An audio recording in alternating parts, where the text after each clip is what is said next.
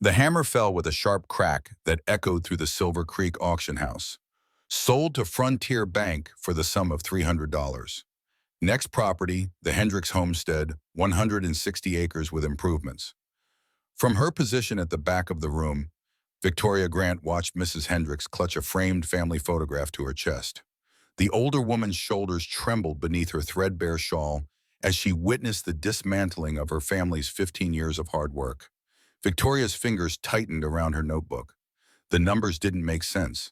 She had reviewed the Hendricks payment receipts just last week at her father's request. They had been current on their mortgage, or so they believed. Opening bid at $400 for the Hendricks property. Do I hear 400? A well-dressed man in the front row raised his hand casually. Victoria recognized him as Maxwell Thornton, the bank's chief accountant. Victoria stepped forward. Mr. Wells, there appears to be a discrepancy in the Hendricks account. The banker's eyes narrowed. Miss Grant, this is hardly the time or place for your opinions on financial matters. Their ledger shows regular payments made through February. This foreclosure proceeding is premature and at best fraudulent at worst. Young lady, your father's condition has clearly affected your judgment. Women rarely understand the complexities of finance. Perhaps you should attend to more suitable pursuits. Heat rushed to Victoria's cheeks. Mathematics has no gender, Mr. Wells, and numbers don't lie, though it seems some bankers do. Victoria watched helplessly as the Hendricks property was sold to Maxwell Thornton for $425 less than a quarter of its value. As the crowd dispersed, she approached Mrs. Hendricks, who was dabbing at her eyes with a handkerchief. I'm so sorry, Victoria said softly. This wasn't right. Mrs. Hendricks looked up. Your father taught you well, Miss Grant, but in this town, numbers matter less than who's doing the counting. She clutched the photograph tighter. This is all we have left now, our memories. The spring air carried the scent of new grass as Victoria made her way down the muddy main street. Silver Creek, Colorado had weathered the worst of the 1884 economic panic, but its effects still lingered 2 years later. The Grant home sat at the edge of town, a modest two-story structure that had once housed her father's accounting practice. Joseph Grant had been the most respected accountant in 3 counties before the coughing started. Now the practice was closed, and the front room held only a bed where her father could rest without climbing stairs. How was the auction? He asked, his voice a pale shadow of the robust tone that once commanded respect. Victoria hung her shawl on a peg near the door. The Hendricks lost everything. Wells didn't even acknowledge their recent payments. Joseph's thin fingers traced the columns in his personal ledger. I feared as much. The bank's been systematically adjusting interest calculations. Small amounts that most folks wouldn't notice, but they add up over time. I tried to speak up. Wells dismissed me outright, said women don't understand finance. A smile ghosted across Joseph's lips. Yet you balanced your first ledger at 9 years old. She brought her father's medicine, watching as he grimaced at the bitter taste. The bottle was nearly empty. They would need more soon. The doctor's letter came today, Joseph said, nodding toward an envelope. Dr. Whitaker in Denver believes he can help with a new procedure, but he trailed off. Victoria read the amount, $75 for the surgery plus travel and lodging. We have 3 weeks before his schedule fills, Joseph continued.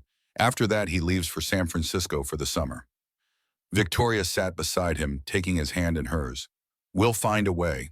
That evening, Victoria made her way to the Silver Creek Commercial Academy. Professor Clark Bennett nodded as she entered. At 60, with silver hair and bushy eyebrows, he had been teaching bookkeeping for over 20 years.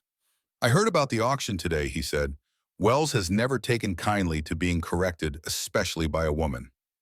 After class, Professor Bennett held her back. I've written some letters of recommendation, he said, handing her several sealed envelopes. The feed store, Watson's Dry Goods, even Judge Henderson's office. They all need someone with your skills. Thank you, Professor. I'll deliver them first thing tomorrow. There's one more. He hesitated before passing her the final envelope. The Silver M Ranch, Garrett McAllister's operation. Victoria's eyebrows rose. The Silver M was the largest cattle ranch in the county, owned by a widower known for his reclusive nature and military precision. McAllister, I've heard he's difficult. Bennett's eyes twinkled. So are you, my dear, in the best possible way. The following morning dawned clear and cool. Victoria dressed with care in her best blue skirt and white shirtwaist, covered by a practical dark jacket. Her first stop was Watson's Dry Goods, where Mr. Watson read Professor Bennett's letter before glancing up with an apologetic smile. Fine recommendation, Miss Grant, but my wife has been handling our books for 15 years. At the feed store, Mr. Coleman was more direct. A woman keeping books, my customers would lose confidence. By midday, Victoria had received similar rejections from the hardware store, the land office, and the newspaper. With growing desperation, she found herself on the road to the Silver M Ranch, her last hope. The ranch lay 5 miles from town, a sprawling operation that had doubled in size since Garrett McAllister purchased it after the war. The main house came into view, a substantial two-story structure built of local stone and timber.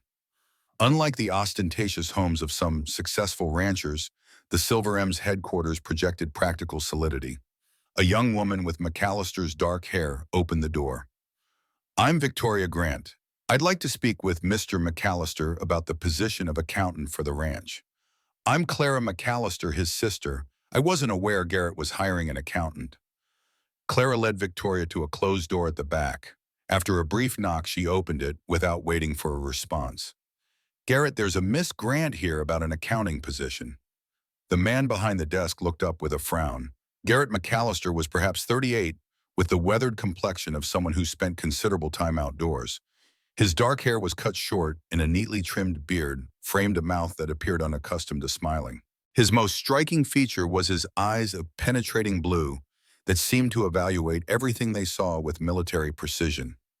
Those eyes, now fixed on Victoria with unmistakable surprise, followed quickly by dismissal. I'm not hiring an accountant, Miss Grant, and if I were, it wouldn't be a woman, Victoria finished for him, and I assure you, Mr. McAllister, my gender has no bearing on my ability with numbers. McAllister didn't touch Professor Bennett's letter. It's not a matter of ability, it's a matter of practicality. This is a working cattle ranch, not a ladies' finishing school. Victoria felt her patience, already stretched thin by the day's rejections, begin to fray. I'm well aware of that, sir. I'm also aware that with your recent land acquisition from the Peterson estate and your expanded contract with the Army for beef supply, your operation has grown considerably more complex. Interest flickered briefly in his eyes. You seem well informed about my business. Information is currency in a small town, Mr. McAllister, and financial management is my profession. He leaned back in his chair. Why do you want this position? Miss Grant, surely there are more suitable opportunities in town, because I'm the most qualified person in Silver Creek and I need the work. Victoria decided honesty might serve better than pride.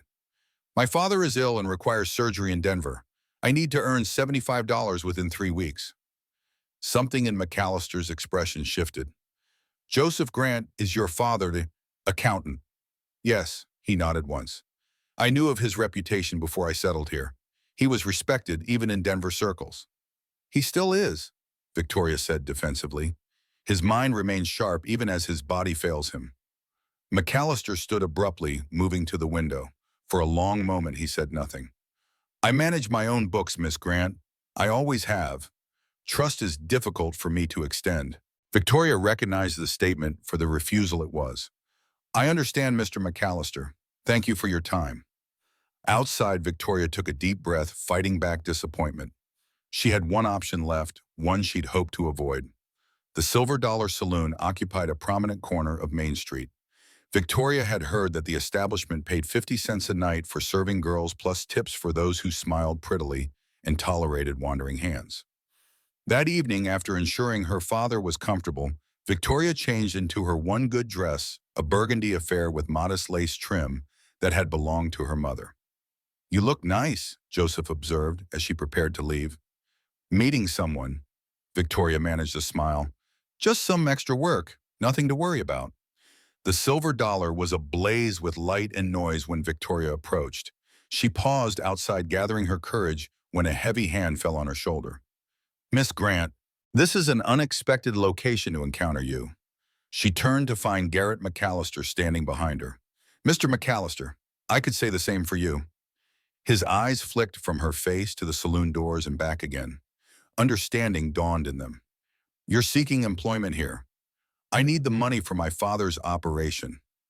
The silver dollar pays 50 cents a night. McAllister's jaw tightened.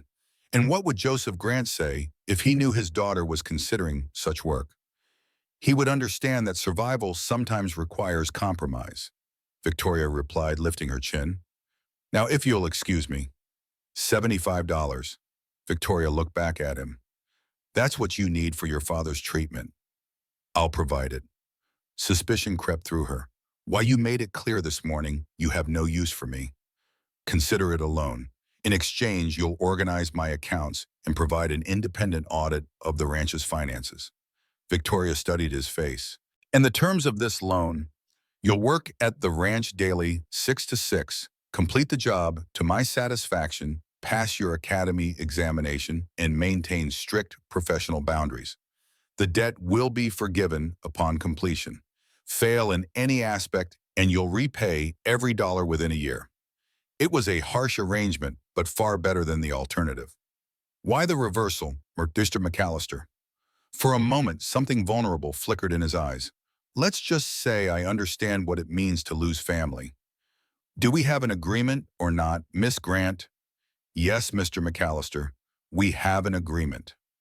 Later that night, Victoria recounted a carefully edited version of her arrangement to her father. Joseph's expression grew troubled. Be careful, Tori. McAllister's wife died under unusual circumstances. What do you mean? Rebecca McAllister was a beautiful, vibrant woman, former nurse during the war, which is where they met. She fell ill. Suddenly, everyone assumed it was complications from her pregnancy. But there were rumors. What kind of rumors? Joseph sighed. Nothing substantiated, just whispers that her symptoms resembled arsenic poisoning more than pregnancy complications. And McAllister's ranch expanded considerably after her death. Victoria's stomach clenched. You think he killed her for her money? I'm saying be cautious. McAllister is a private man with powerful friends, and Silver Creek has changed. Money speaks louder than truth these days.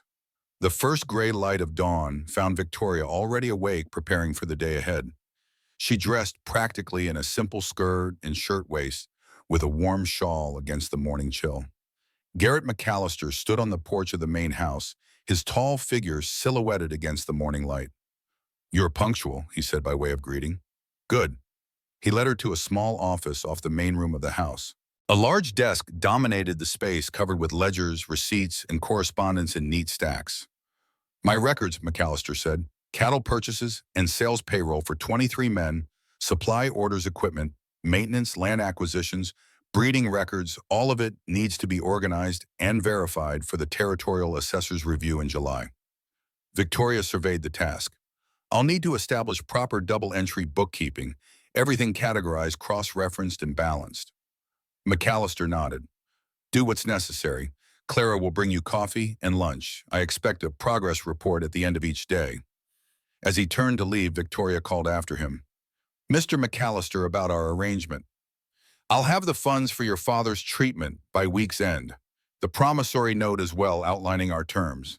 Victoria worked steadily through the morning, creating a chart of accounts and beginning the process of transferring information into a proper general ledger. Around 10, Clara McAllister entered with coffee and a plate of biscuits. You've made progress, she observed. Garrett's system has always been unique. Victoria accepted the coffee gratefully. It's thorough, just not standardized. Your bonder has an excellent memory for details. A military habit, Clara said. Every rifle, every bullet, every man accounted for. It served him well during the war and after. Victoria sensed an opening.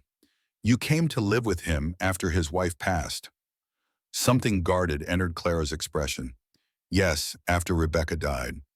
Garrett needed help with the house, and I needed a fresh start after my husband's death. I'm sorry for your loss. Clara nodded. Life on the frontier is precarious, Miss Grant. We all carry our burdens. As she turned to leave, Victoria ventured one more question. What was she like, Rebecca? Clara paused. Beautiful, intelligent, independent, too independent, perhaps for her own good. The rest of the day passed in steady work. Victoria lost herself in the rhythm of numbers, the satisfying logic of balancing accounts. She was so absorbed that she started when McAllister's shadow fell across her desk late in the afternoon. It's after 6, he said. Time to end for the day. 20 minutes later, Victoria found herself in McAllister's buggy, the steady clip of hooves breaking the evening silence. "Your sister mentioned you served in the war," Victoria said, mostly to break the uncomfortable silence. McAllister kept his eyes on the road. "Cavalry, rose to captain before Appomattox. That explains your orderly mind. Your records show military precision. Is that a professional assessment, Miss Grant?" "It is. Though you need a more standardized system to truly maximize efficiency." They lapsed into silence again until the lights of Silver Creek appeared in the distance. "My sister also mentioned you asked about my wife," McAllister said, his voice carefully neutral. Victoria's heart skipped. "I was merely making conversation. Rebecca died 2 years ago. Complications from pregnancy. We lost the child as well." His words were clipped factual. "I'm sure you've heard the town gossip." Victoria hesitated. "I've heard rumors, yes. That I killed her for her money for the ranch." His knuckles whitened on the reins. People always need someone to blame when tragedy strikes. "Did you love her?" The question slipped out before Victoria could stop it. McAllister was silent so long, she thought he wouldn't answer. "Love is complicated, Miss Grant, but I would have given everything I own to save her and our child." Something in his voice, a raw edge of genuine grief, made Victoria believe him. The following morning, a ranch hand named Josiah arrived with a wagon at precisely 5:30. "Captain said to fetch you to the ranch, Miss Grant." During the journey, Josiah proved talkative. Victoria listened with interest, particularly when he mentioned he'd been with McAllister since the beginning. "You knew Mrs. McAllister then," she ventured. Josiah's expression sobered. "Miss Rebecca was a fine lady. Captain was never the same after we lost her and the little one." "What was she like?" "Smart as a whip, had opinions about everything and wasn't shy about sharing them. Drove the captain crazy sometimes, but in a good way. She'd been a nurse in the war, you know. Had her own money, too, inherited from her pa back east." Victoria absorbed this information. Did they seem happy together? Josiah gave her a shrewd look. "You've been hearing those rumors, I take it." Victoria had the grace to look embarrassed. "Silver Creek is a small town. Folks need someone to blame when things go wrong. Captain loved Miss Rebecca something fierce. When she took ill, well, I ain't never seen a man so desperate." It was during lunch on her second day that Victoria first noticed the discrepancy. She was reviewing loan documents from the Frontier Bank when she spotted an interest calculation that didn't match the payment schedule. Thinking it might be a simple error, she checked another loan agreement, then another. Each showed the same pattern interest calculated at a higher rate than stated in the original terms, with the excess applied not to principal reduction, but to nebulous administrative fees buried in the fine print. Frowning, Victoria pulled out McAllister's payment receipts. Sure enough, these inflated charges appeared consistently over the past 18 months, small enough that they might go unnoticed individually, but substantial when aggregated. She was so absorbed in this discovery that she didn't hear McAllister enter until he spoke. "Found something interesting?" Victoria startled. "Perhaps. These loan documents from Frontier Bank show inconsistent interest calculations."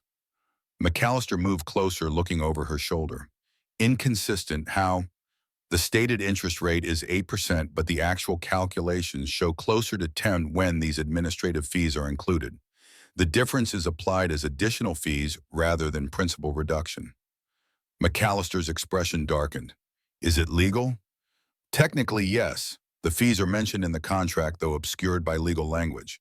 Most borrowers wouldn't notice unless they calculated each payment by hand, which most ranchers and farmers don't have time to do," McAllister concluded grimly. "How widespread is this practice?" Victoria hesitated. "I'd need to see more accounts to be certain, but based on what happened at the auction yesterday, I suspect it's systematic." McAllister was silent for a long moment, his jaw working. "Wells and his bank have foreclosed on 7 properties in the county this year alone. If they're all based on these manipulated interest rates, it would constitute fraud on a massive scale," Victoria finished. "But proving it would require access to the bank's internal ledgers." McAllister straightened. "Continue your work here. Don't mention this to anyone, not even your father." "But professional boundaries, Miss Grant. Our arrangement pertains to the Silver M's accounts, not an investigation into Frontier Bank." Victoria felt a surge of frustration. People are losing their homes, Mr. McAllister. If the bank is systematically defrauding them, we need evidence, not speculation. I'm not dismissing your concerns, just advising caution until we understand the full scope of the situation. After he left, Victoria returned to her work, but her mind kept circling back to the bank discrepancies. If her suspicions were correct, dozens of families like the Hendricks might be victims of calculated fraud. The answer came to her as she was reviewing McAllister's land purchases. Each newly acquired parcel had previously belonged to a farmer or small rancher who had lost the property to Frontier Bank. But instead of the bank retaining ownership, the land was quickly sold to a handful of large operators, primarily the Silver M and two other major ranches. Was McAllister complicit in this scheme? He'd expanded his holdings considerably over the past 2 years, often purchasing foreclosed properties at below market rates. Yet his own loan documents showed the same manipulated interest rates that others were falling victim to. If he was part of the scheme, why would he be subject to the same fraudulent practices? Victoria was still pondering this contradiction when a commotion outside drew her attention. Looking through the window, she saw a wagon pulling into the yard. Dr. Margaret Winters sat at the reins, her practical black bag beside her. Clara appeared in the main house doorway. Dr. Winters is here to check on one of the hands who took a fall yesterday. She was also a friend of Rebecca's. Dr. Winters is a woman, Victoria observed, unable to keep the surprise from her voice. One of the few in Colorado Territory, Clara confirmed. She served as a surgeon during the war, though they called her a nurse officially. Rebecca respected her immensely.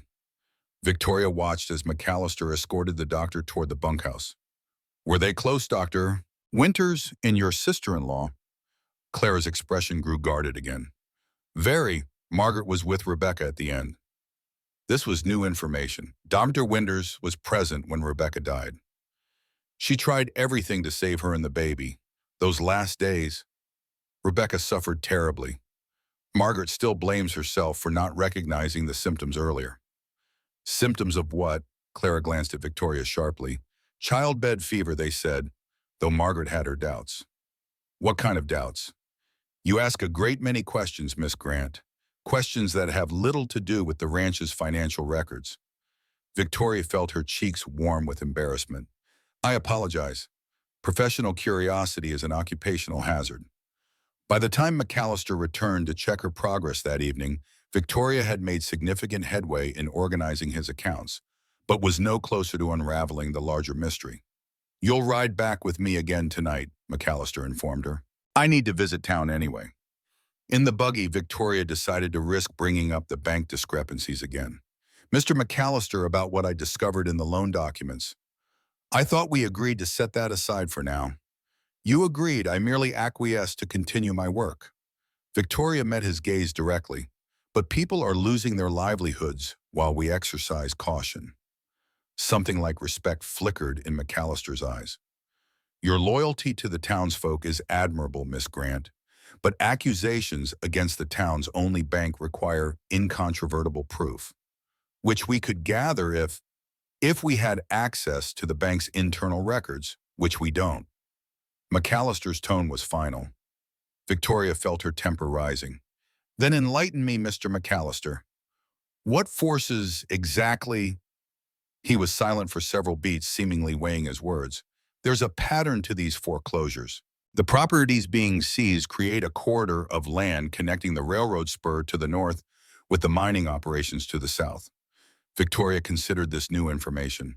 A transportation route, precisely, one that would bypass Silver Creek entirely and redirect commerce through a new development that Wells and his associates are planning. That's why they're targeting specific properties, Victoria realized. It's not random at all. No, it's calculated. McAllister's expression was grim in the fading light. But proving it requires more than just identifying irregular interest calculations.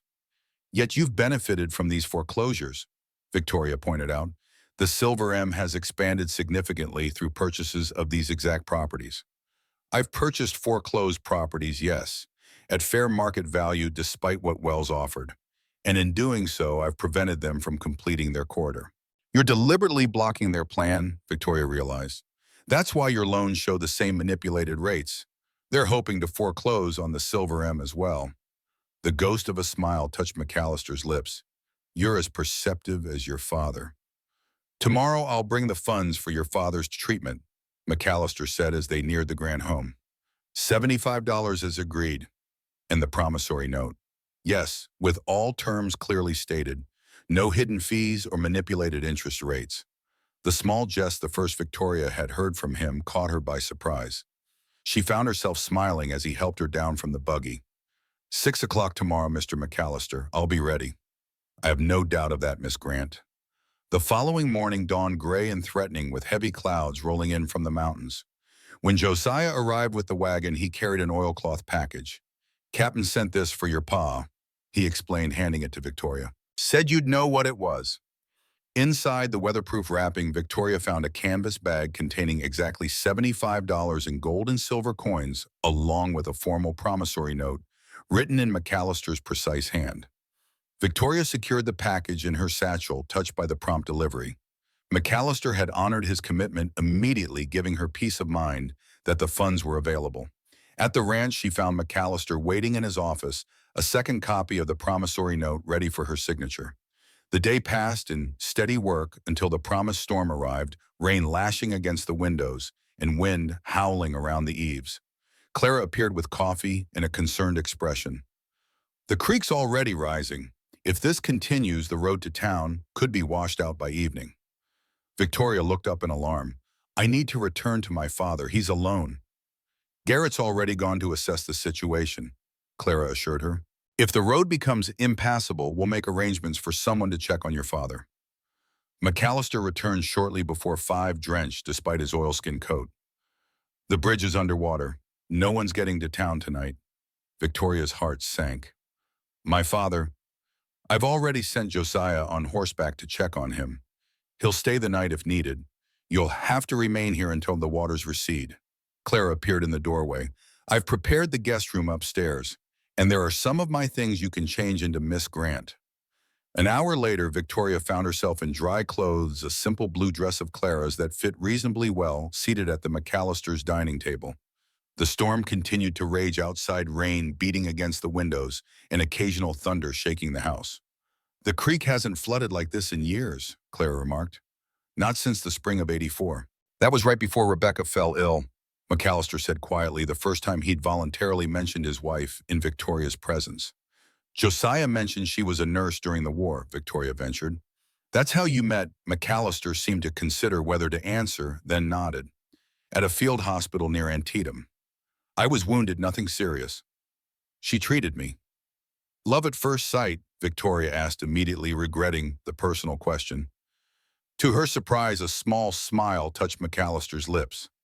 Hardly. She thought I was arrogant and overly formal. I thought she was headstrong and opinionated. You were both right, Clara interjected with a fond smile.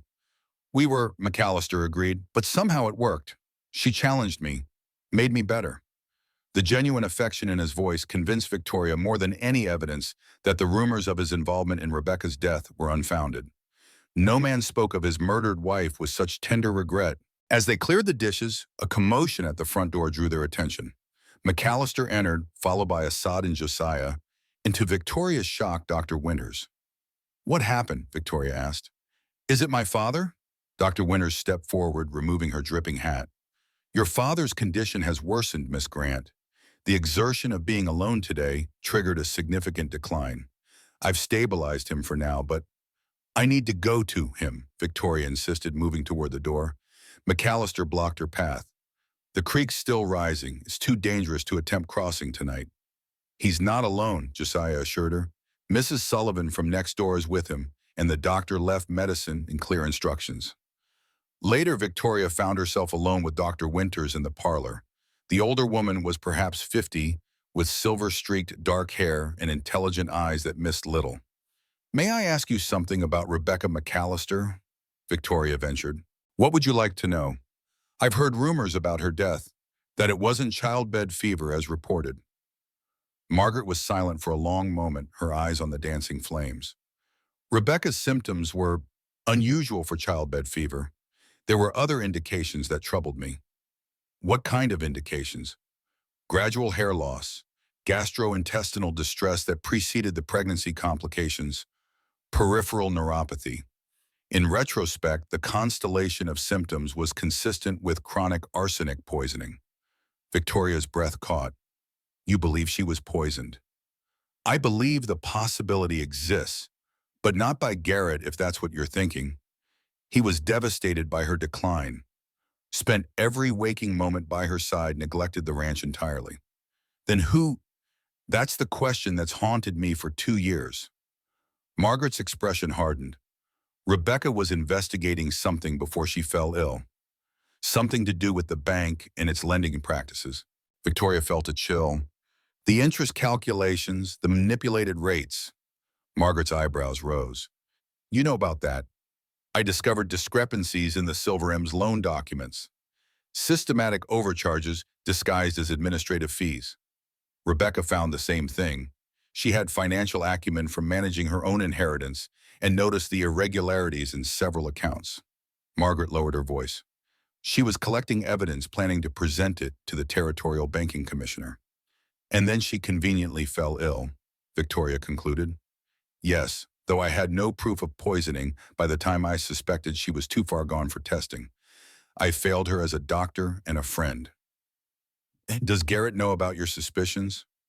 Not the full extent of them. I shared my concerns about poisoning, but not Rebecca's investigation. I feared for his safety if he confronted Wells directly without proof. Later, as Victoria prepared for bed in the guest room, she found herself drawn to the window. The storm had lessened somewhat, but rain still fell steadily. A soft knock at the door interrupted her thoughts. She opened it to find McAllister standing in the hallway, a lantern in hand. I wanted to check if you had everything you needed, he said formally. Yes, thank you. Your sister has been very kind. McAllister nodded, seemingly about to leave, then hesitated. I want to assure you that I've sent one of my most trusted men to watch your father's house tonight, in addition to Mrs. Sullivan and the doctor's instructions. The gesture touched Victoria deeply. That's very thoughtful, Mr. McAllister.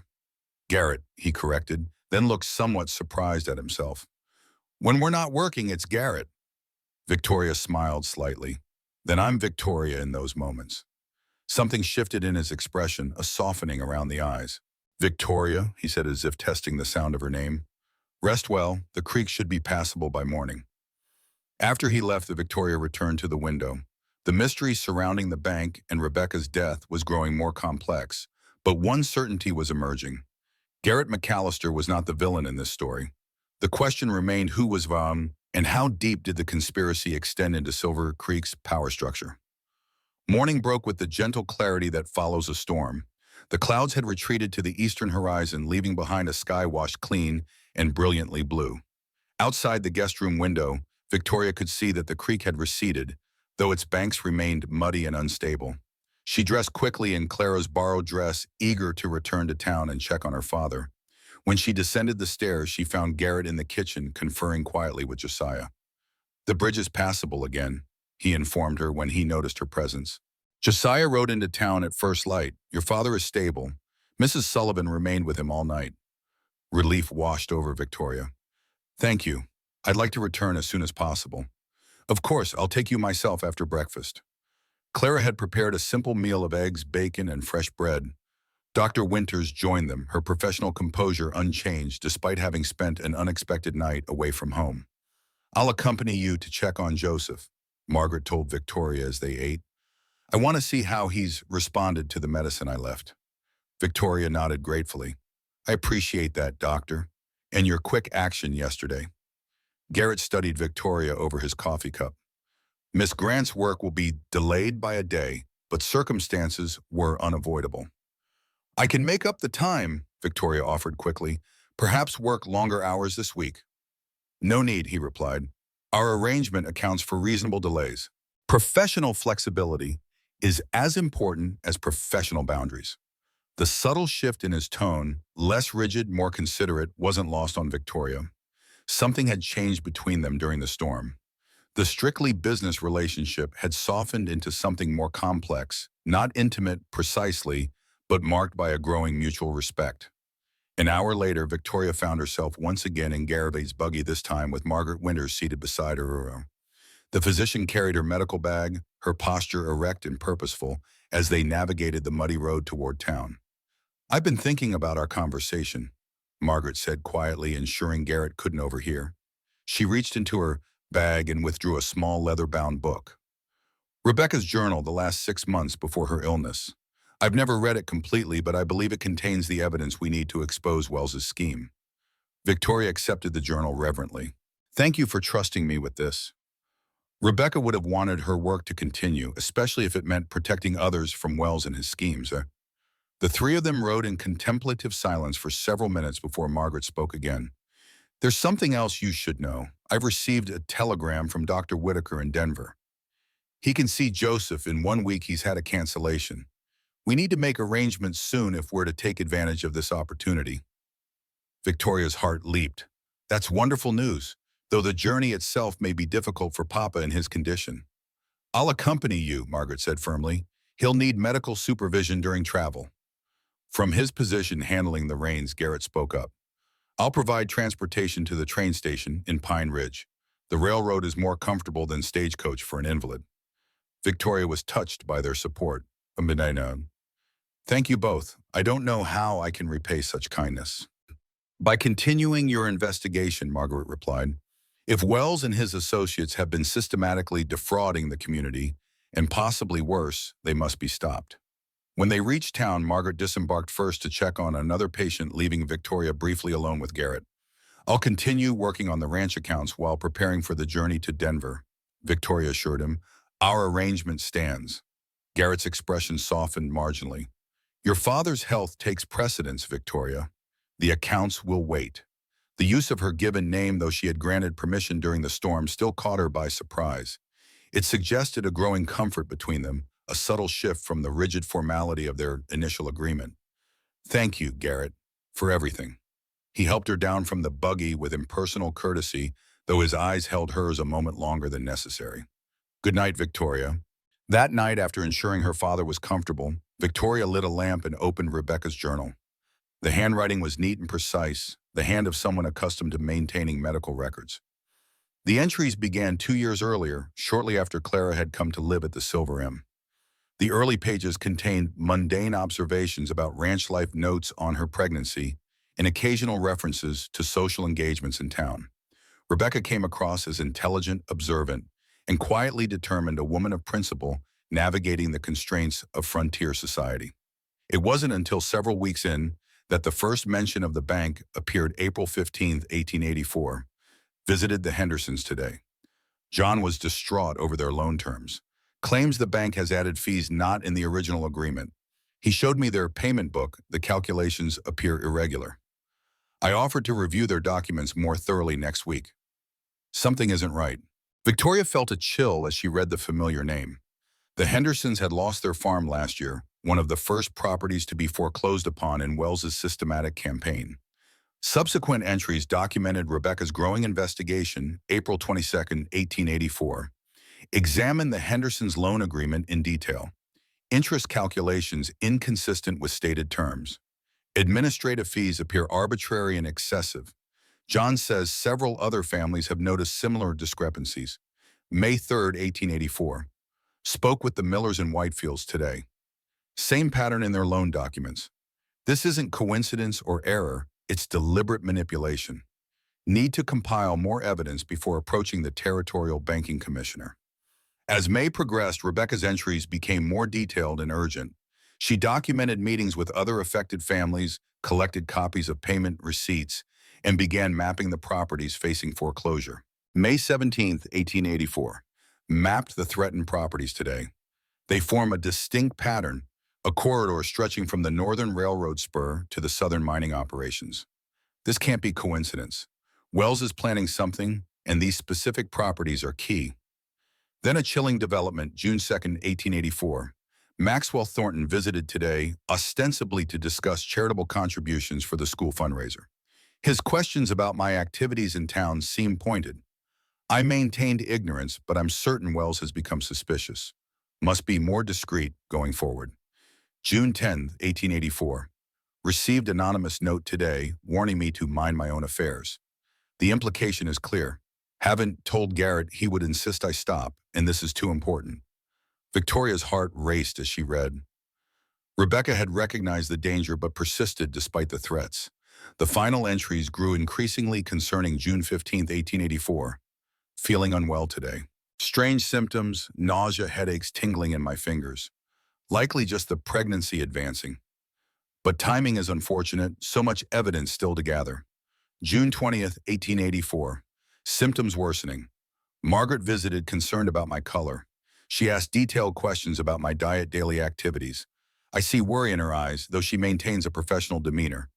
Haven't told her about the investigation, safer that way. June 25th, 1884. Very weak today. Hair coming out in clumps when brushed. Garrett insists on sending for doctor in Pine Ridge since local physician is away. Hidden my notes in the storage compartment of Mother's writing desk. If anything happens, Margaret will know where to look. The entries ended abruptly there. Victoria closed the journal, her hands trembling. Rebecca's final words confirmed her suspicions she had been deliberately poisoned to stop her investigation. And her hidden notes might still exist, providing the concrete evidence they needed to expose Wells and his conspiracy. Victoria barely slept that night, her mind churning with the implications of Rebecca's journal. By morning, she had formulated a plan. She would need to return to the McAllister Ranch, locate the hidden notes in Rebecca's writing desk, and then determine the best way to use the evidence. When Josiah arrived with the wagon, Victoria was ready, Rebecca's journal securely tucked into her satchel. The day promised to be productive on multiple fronts. At the ranch, Victoria found Garrett in the stables rather than his office. He was examining a horse's injured leg, his movements gentle despite his large hands. "Good morning, Mr. McAllister," she said, formally aware of the ranch hands nearby. Garrett straightened. "Miss Grant, I hope your father is well today." "Stable, thank you." She lowered her voice. "I've found something significant in Rebecca's journal. We should speak privately when you have a moment." Interest flickered in his eyes. "I'll meet you in the office shortly." 20 minutes later, they sat across from each other at his desk, while Victoria explained her discoveries. Garrett's expression remained controlled, but whitened knuckles betrayed his emotional response. "She never mentioned any of this to me," he said when Victoria finished. "While the investigation, not the threats." "She was protecting you," Victoria suggested gently. "And herself, the fewer people who knew, the safer she was, or so she believed." "Yet they killed her anyway." Garrett's voice was flat with suppressed rage. "Poisoned her slowly, deliberately, while I watched helplessly." Victoria hesitated, then reached across the desk to touch his clenched fist. "She was brave and principled, like someone else I know." Garrett's eyes met hers, surprise momentarily displacing his anger at the unexpected contact. Victoria withdrew her hand quickly, reminding herself of their professional boundaries. According to the journal, Rebecca hid her evidence in a secret compartment in her mother's writing desk. She continued briskly. "Do you know where that might be?" "In our bedroom, her bedroom now." Garrett corrected himself. "I haven't changed anything since she died." Victoria nodded. "We should check it immediately. Those notes could provide the concrete evidence we need." "I'll ask Clara to accompany you. It would be inappropriate for me to—" He trailed off, discomfort evident in his posture. "Of course," Victoria agreed quickly, understanding his concerns about propriety. Clara appeared genuinely shocked when they explained the situation. "Rebecca was being poisoned and investigating the bank. I had no idea." "She kept it from everyone," Garrett assured his sister. "Even me." Clara led Victoria upstairs to a large, well-appointed bedroom that nevertheless felt frozen in time. Everything was meticulously maintained but undisturbed. Rebecca's brushes still arranged on the dressing table, her shawl draped over a chair. The writing desk stood beneath a window overlooking the ranch yard, a delicate piece crafted of rosewood with brass fittings.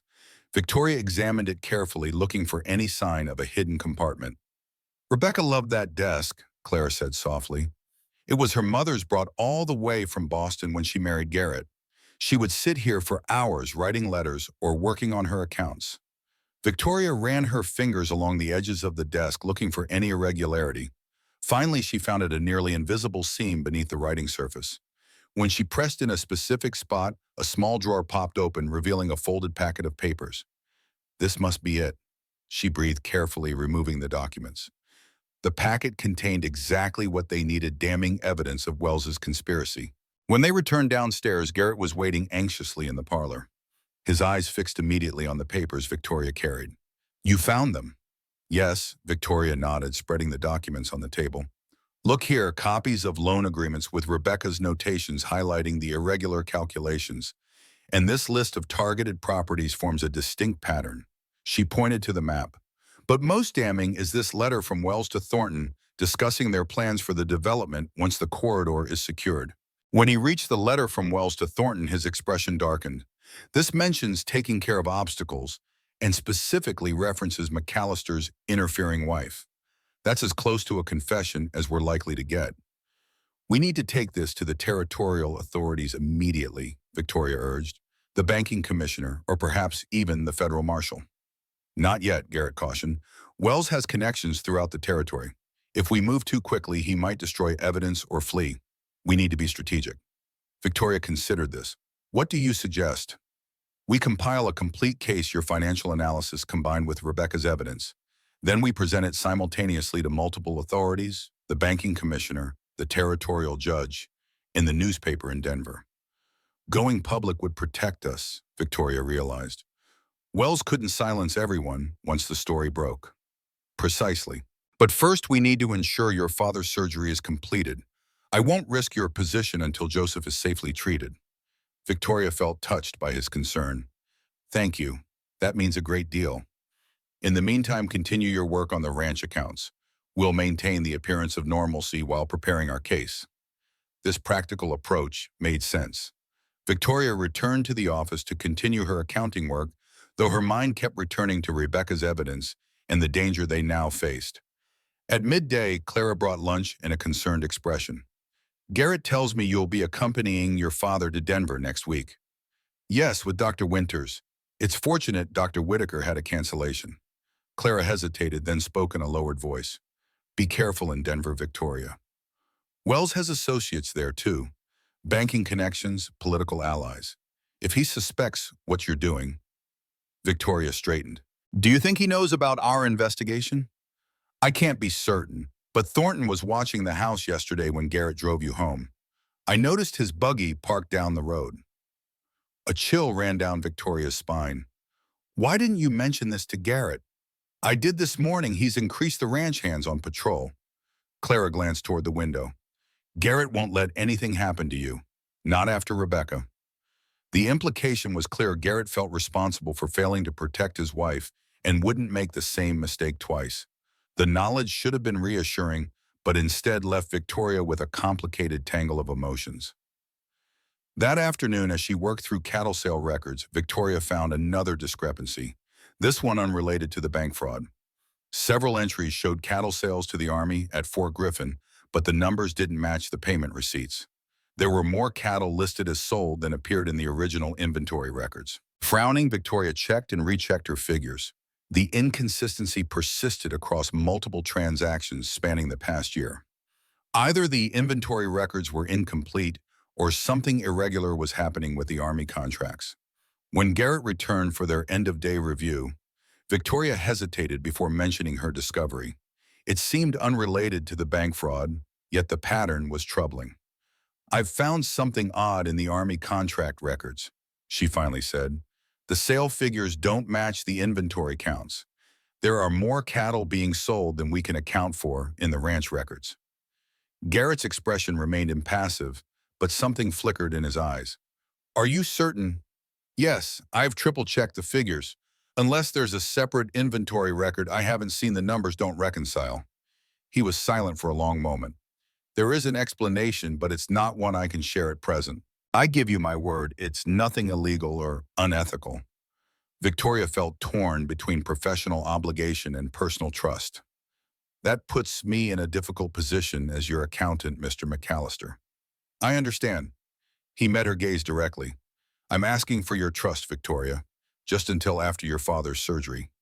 The use of her given name combined with the earnest intensity in his eyes made the decision for her. "Very well, I'll set these records aside for now." Relief crossed his features briefly. "Thank you. Your discretion is appreciated."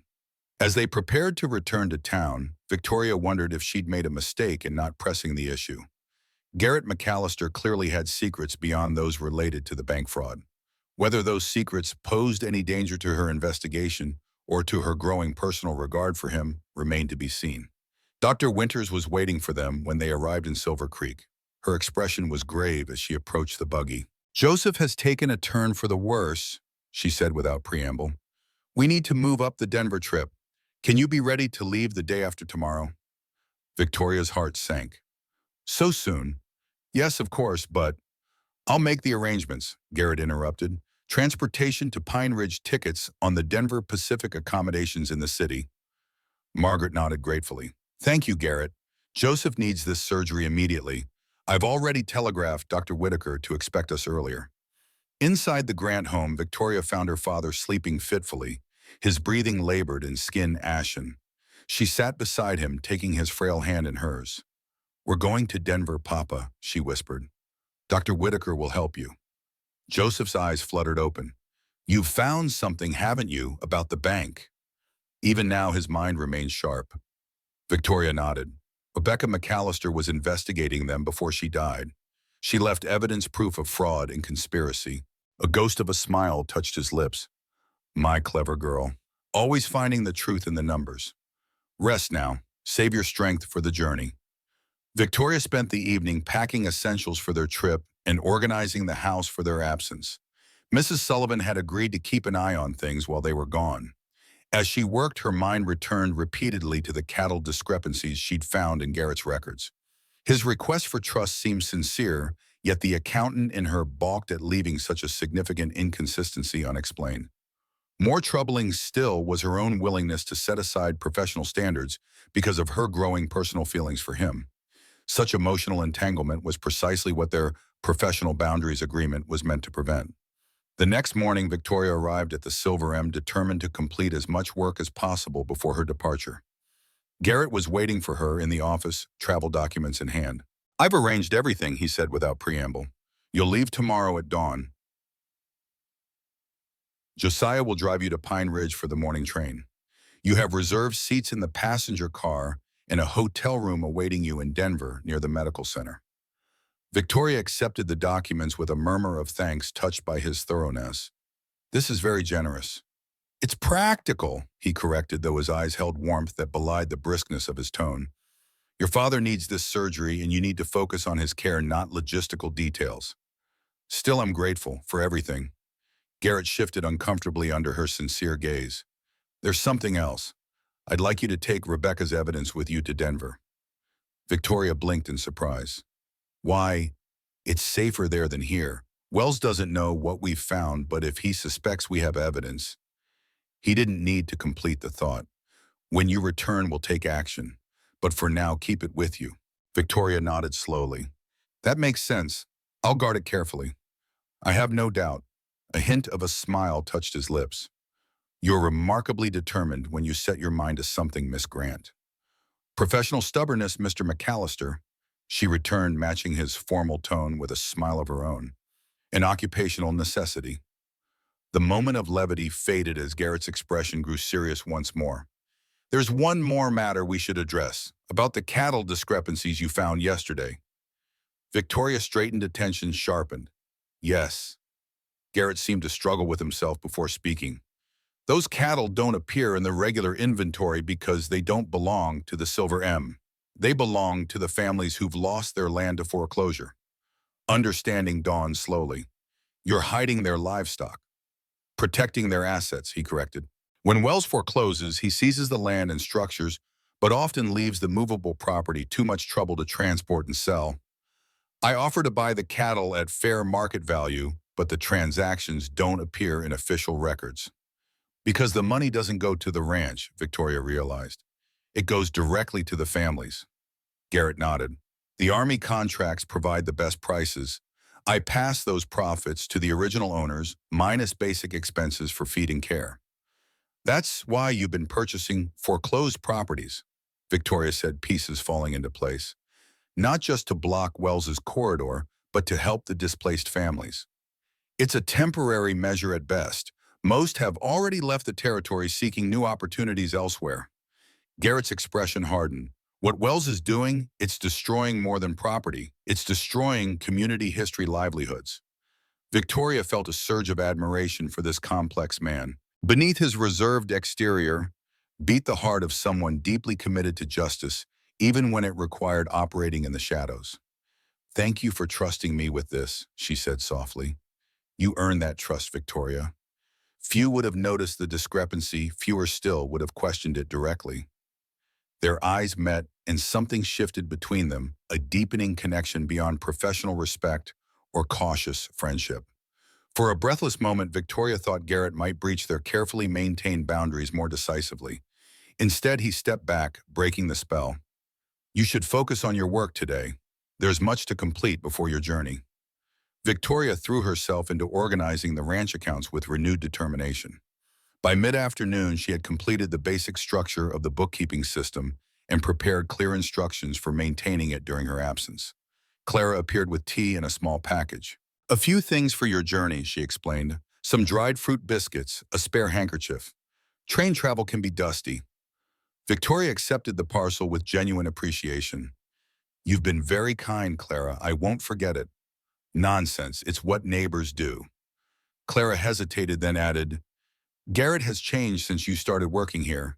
He's more present, less lost in grief. Whatever happens with the bank investigation, I'm grateful for that." Before Victoria could formulate a response to this unexpected observation, they were interrupted by the arrival of a ranch hand at the office door. "Miss Clara, there's a man from town asking to see Miss Grant. Says it's about her Pete." Victoria's heart skipped a beat. "Who is it?" "Didn't give as name, miss. Older fellow, well-dressed, waiting by the main gate." Clara and Victoria exchanged concerned glances. "I'll come with you," Clara offered. They made their way to the front of the property where a buggy was waiting. Victoria recognized the vehicle immediately. It belonged to Harmon Wells, president of Frontier Bank. The man himself stood beside it, impeccably dressed in a tailored suit despite the dusty surroundings. He smiled thinly when he saw Victoria approach. "Miss Grant, so sorry to disturb you at your place of employment. I was hoping for a private word."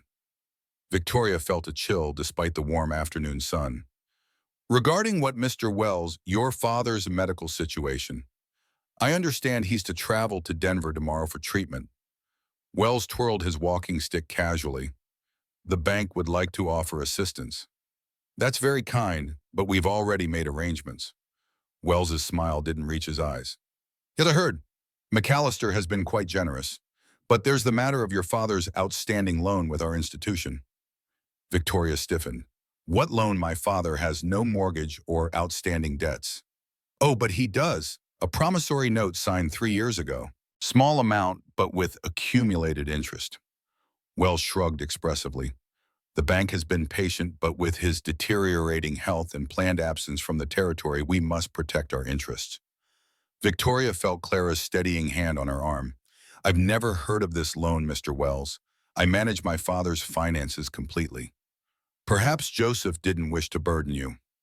"Regardless, the documentation exists. Unless the balance is settled before your departure, we'll be forced to initiate collection proceedings, including placing a lien on your home." The threat was unmistakable. Wells was creating a fictitious debt to prevent their journey to Denver, or to ensure Victoria left her father's property vulnerable in their absence. "I'd like to see this promissory note," Victoria said, fighting to keep her voice steady. "Of course, visit the bank tomorrow morning, and Thornton will show you the relevant documents." Wells returned to his buggy. "I do hope we can resolve this matter amicably, Miss Grant. It would be a shame to further complicate your father's situation." As he drove away, Victoria turned to Clara with barely contained fury. "He's lying. There is no loan. This is about Rebecca's evidence. They must suspect we found it." Clara's face had gone pale. "We need to tell Garrett immediately." They found him in the far pasture examining new calves with the ranch foreman. His expression darkened as Victoria recounted Wells's visit and thinly veiled threats. "He's getting desperate," Garrett concluded. "Creating fictitious debts is a serious offense, but difficult to disprove without access to the bank's internal records." "He wants to delay our departure," Victoria said, "or force me to leave my father's home vulnerable while we're gone." Garrett was silent for a moment, considering. We need to accelerate our plans. Take Rebecca's evidence to the territorial judge in Denver after your father's surgery. Present the full case including this new attempt at intimidation. What about my father's house? If they place a lien while we're gone, they won't, Garrett said firmly. I'll have men watching the property day and night. And I've already made arrangements to store your most valuable possessions at the ranch for safekeeping. Victoria was touched by his foresight. You anticipated this. Not specifically, but I know Wells. When cornered, he becomes more aggressive, not less. Garrett's jaw tightened. He tried these tactics with Rebecca. Two fabricated rumors about her family's finances back east implied threats against her reputation. And then he killed her, Victoria said softly. Garrett's eyes met hers, filled with a cold determination that sent a shiver down her spine. He won't claim another victim. I promise you that. That evening, as Garrett drove Victoria home, the atmosphere between them was charged with unspoken emotion. The direct threat from Wells had changed the stakes of their investigation, transforming it from a search for justice into something more immediate and personal. I'll come for you at dawn tomorrow, Garrett said as they approached the Grant home. We'll take your father's belongings to the ranch first, then continue to Pine Ridge. You're coming with us, Victoria couldn't hide her surprise. To the station, yes. I can't leave the ranch long enough for the full journey to Denver, but I can see you safely onto the train. Victoria felt an absurd disappointment at this practical limitation, then chided herself for the sentiment. Their relationship was professional, their boundaries clear. Any other feelings were inappropriate and unwelcome complications. Yet as Garrett helped her down from the buggy, his hands at her waist lingered a moment longer than necessary. When she looked up, his eyes held an intensity that made her breath catch. Be careful tonight, he said, his voice lower than usual. Keep doors and windows secured. If anything concerns you, anything at all, send word to the ranch immediately. Victoria nodded suddenly, very aware of his proximity. I will. For a breathless moment, she thought he might say more or do more, but instead he stepped back with visible restraint. Until tomorrow, then. Good night, Victoria. Good night, Garrett. Inside, Victoria found her father awake and alert, though clearly weakened by his recent decline. Margaret Winter sat beside him, medical bag open, as she prepared a dose of medicine. There you are, Margaret greeted her. I was just explaining our travel arrangements to Joseph. Everything is prepared for an early departure. Victoria forced a smile, deciding not to worry her father with news of Wells's threats. Yes, Mr. McAllister has been very thorough. We leave at dawn. Later, after Margaret had gone and Joseph was resting, Victoria carefully packed Rebecca's evidence among her personal belongings. The journal and supporting documents represented not just justice for Rebecca, but protection for her father and herself. If anything happened to her, Garrett needed to know exactly where this crucial evidence could be found. As she worked, Victoria reflected on how dramatically her life had changed in just a few days. From desperate job seeker to key investigator in a case of fraud and murder. From professional associate to what exactly? The nature of her relationship with Garrett McAllister defied simple categorization, existing in that uncertain territory between formal business arrangement and something far more personal. A soft knock at the front door interrupted her thoughts. Hand moving instinctively to the small derringer her father kept for protection, Victoria approached cautiously. Who is it? She called, keeping to the side of the door as her father had taught her. Maxwell Thornton, Miss Grant. From the bank. I need to speak with you urgently. Victoria's pulse quickened. Wells's right-hand man appearing at her door after nightfall. This couldn't be good. It's very late, Mr. Thornton. Whatever business you have can surely wait until morning. I'm afraid it can't, his voice lowered. I have information about Rebecca McAllister's death. Information you need before you leave for Denver. Victoria hesitated, suspicion warring with curiosity. Why would you share such information with me? Because I can't live with it any longer. Thornton's voice cracked with what sounded like genuine emotion. Please, Miss Grant, 5 minutes of your time might save your life. Decision made. Victoria opened the door a crack, keeping the derringer hidden in the folds of her skirt. Thornton stood on the porch hatless and without a coat despite the evening chill. His normally immaculate appearance was disheveled, his expression haggard. May I come in? He asked. No, Victoria said firmly. Say what you came to say from there. Thornton glanced nervously toward the street. Wells knows about Rebecca's journal. He knows you found it and that you plan to take the evidence to Denver. Victoria kept her expression neutral despite her shock. How could he know that he has informants everywhere, including at the McAllister Ranch? Thornton's voice dropped to a whisper. Clara McAllister has been feeding him information for months. The accusation hit Victoria like a physical blow. Clara, the kind, supportive woman who had welcomed her, who had been Rebecca's friend.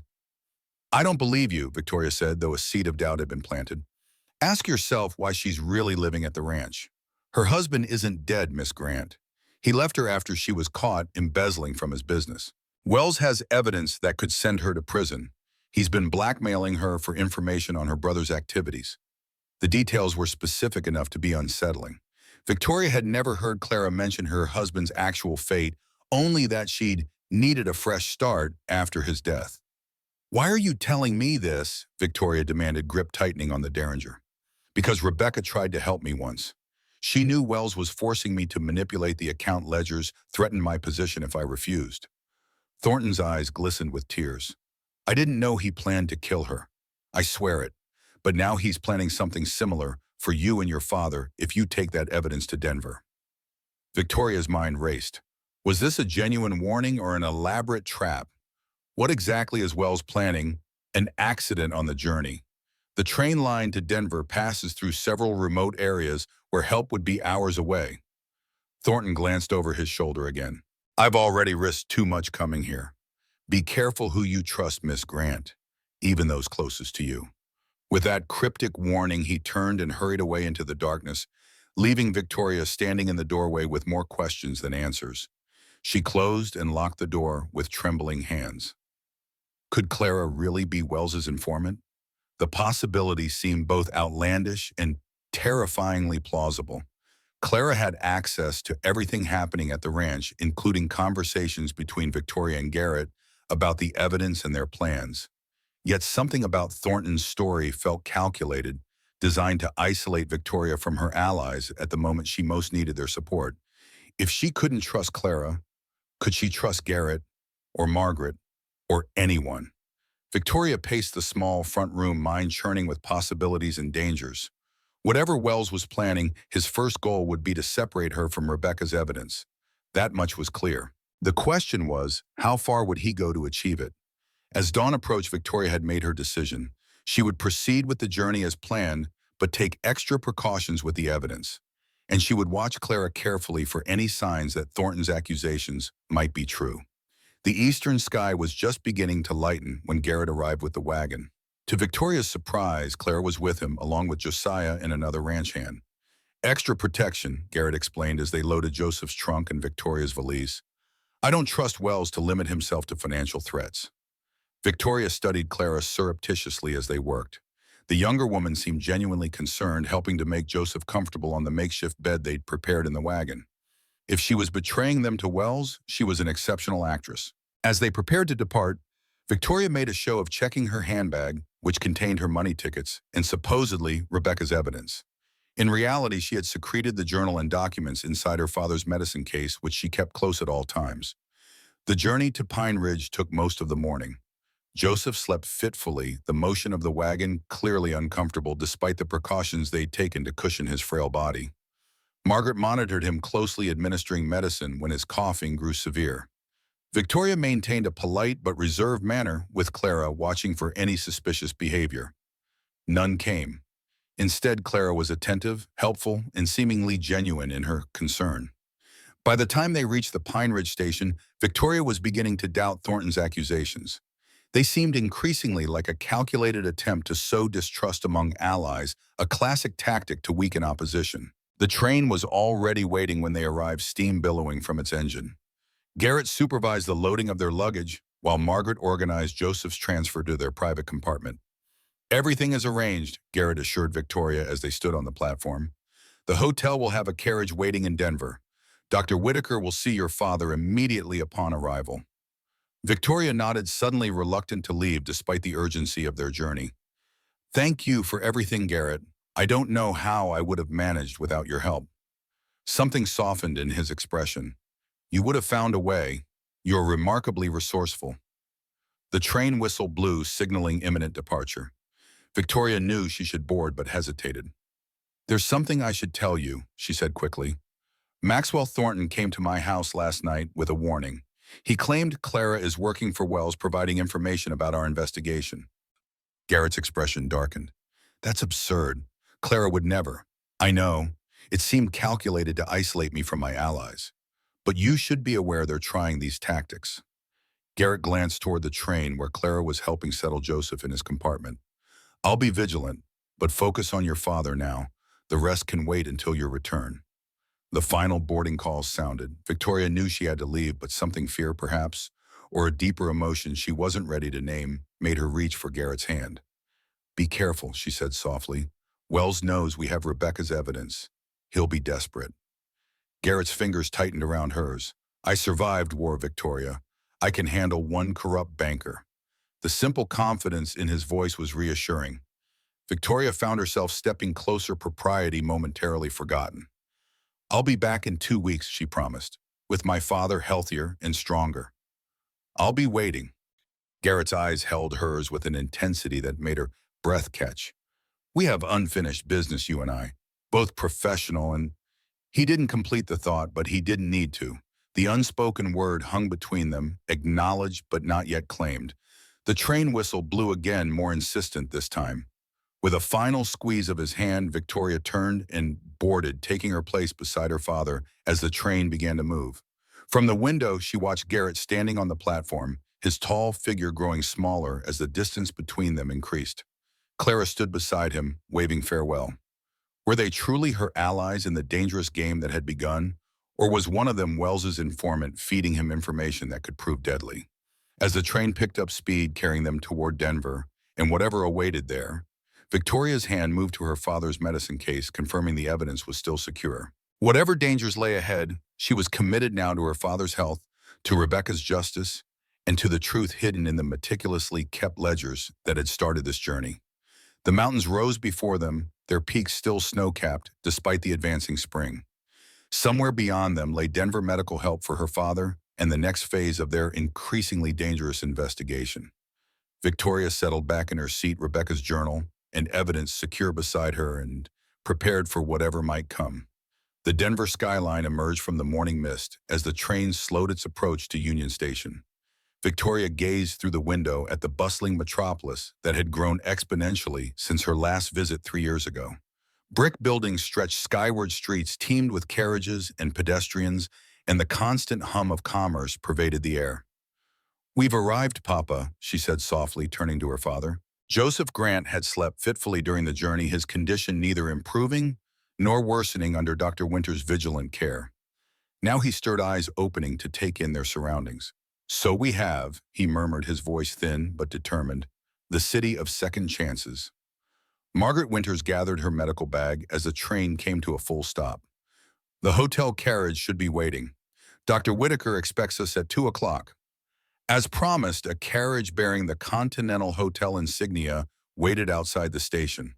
The driver, a burly man with a neatly trimmed beard, approached as they disembarked. "Miss Grant, Dr. Winters, I'm to take you directly to the Continental. Everything is arranged per Mr. McAllister's instructions."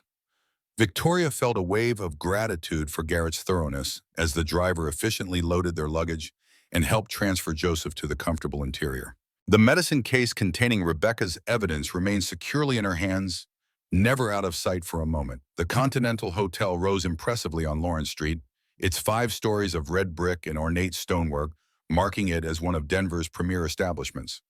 The manager himself greeted them in the marble-floored lobby, escorting them to adjoining rooms on the 2nd floor. "A telegram arrived for you this morning, Miss Grant," he said, presenting an envelope on a silver tray. "And Dr. Whitaker sent word that he can see your father at 1 o'clock instead of 2, if that suits." "Thank you. Earlier is certainly preferable," Margaret replied while Victoria opened the telegram. The message was brief but significant. "Wells departed for Denver. Stop unknown purpose. Stop exercise. Extreme caution. Stop GM." GM. Victoria felt her pulse quicken. Wells was following them. The knowledge confirmed her suspicions about the urgency of their mission and the danger they faced. "Troubling news," Margaret asked, noting Victoria's expression. "Wells is coming to Denver. Garrett sent a warning." Margaret's face hardened. Then we must move quickly. I suspected he might try to interfere with Joseph's treatment. After settling Joseph comfortably in his room, Victoria pulled Margaret aside to share her concerns. If Wells is coming to Denver, he's either planning to steal Rebecca's evidence or prevent my father's surgery. Possibly both. The evidence is secure, Margaret confirmed. Victoria patted the medicine case. Right here, and it hasn't left my possession. Good. I know several trustworthy people in Denver who might help us protect it. A former colleague at the military hospital now works with the Territorial Marshal's office. We need to proceed carefully, Victoria cautioned. Wells has connections throughout the territory. We don't know who might be feeding him information. Margaret's shrewd eyes assessed Victoria. You're thinking of Thornton's accusation about Clara. I don't believe it, Victoria said firmly. But it made me realize how vulnerable we are if Wells has informants in unexpected places. Agreed. For now, we focus on Joseph's surgery. Once that's successful, we can address the evidence in Wells's schemes. Dr. James Whitaker's medical office occupied the ground floor of a handsome building near the hospital. At precisely 1 o'clock, Victoria and Margaret accompanied Joseph into the well-appointed waiting room, where a nurse promptly showed them to an examination room. Dr. Whitaker himself appeared moments later, a tall, distinguished man in his 50s with kind eyes and confident movements. He greeted Margaret warmly as a fellow physician before turning his attention to Joseph. Mr. Grant, I've reviewed your case thoroughly. The procedure I've developed has shown promising results in similar conditions. He examined Joseph methodically as he spoke. I must caution that any surgery carries risks, particularly for someone in your weakened state. Joseph nodded. I understand, doctor, but without intervention, your prognosis is poor, Whitaker confirmed gently. I believe the benefits outweigh the risks in your case. Victoria listened intently as Dr. Whitaker explained the procedure, a targeted approach to drain fluid from the lungs and repair damaged tissue. The surgery would take place the following morning, but with Joseph remaining hospitalized for at least a week afterward. I've reserved a bed at St. Luke's Hospital, Whitaker explained. You'll be admitted this evening to prepare for early morning surgery. As they discussed final arrangements, Victoria noticed a subtle shift in Margaret's demeanor, a tenseness that hadn't been present before. Following her gaze, Victoria saw a man in the hallway outside speaking to Dr. Whitaker's receptionist. Though she could only glimpse his profile, something about him seemed vaguely familiar. When they left Whitaker's office an hour later, the man was gone, but Margaret's unease remained palpable. Someone was watching us, she said quietly as their carriage returned to the hotel. I'm certain of it. One of Wells's men, Victoria suggested. Possibly. We should assume he already knows we're here and why. At the hotel, they found another telegram waiting. Wells arrived Denver Central Hotel. Stop meeting with banking officials, and Dr. Lawrence, stop remain vigilant. Stop GM, Victoria frowned. Dr. Lawrence, do you know him? Margaret? Unfortunately, yes. Head of the medical board and Dr. Whitaker's primary critic. He's opposed Whitaker's innovative procedures, calling them reckless experimentation. Margaret's expression darkened. He also happens to be a major investor in Frontier Bank's Denver branch. The implications were clear. Wells was attempting to interfere with Joseph's surgery by leveraging his banking connections to pressure the medical establishment. Can he actually prevent the surgery? Victoria asked, alarm rising. Not directly, but he could make things difficult for Whitaker. We need to proceed quickly before Wells can exert his influence. They expedited Joseph's admission to St. Luke's Hospital, arriving well before the scheduled time. Dr. Whitaker met them personally, his manner reassuring but hurried. I've been advised that the medical board wishes to review your case, Mr. Grant. He explained, his displeasure evident beneath his professional demeanor. Apparently, Dr. Lawrence has concerns about the procedure's suitability. Joseph's tired eyes moved from Whitaker to Victoria. Politics, he murmured. Always politics. Will this delay the surgery? Victoria asked anxiously. No, Whitaker said firmly. I've scheduled it for 6 a.m. before the board can formally convene. Once the procedure is underway, they can't intervene without risking a patient's life, something even Lawrence wouldn't dare. Victoria squeezed her father's hand. We'll proceed as planned then. Indeed, but I suggest you both remain here tonight.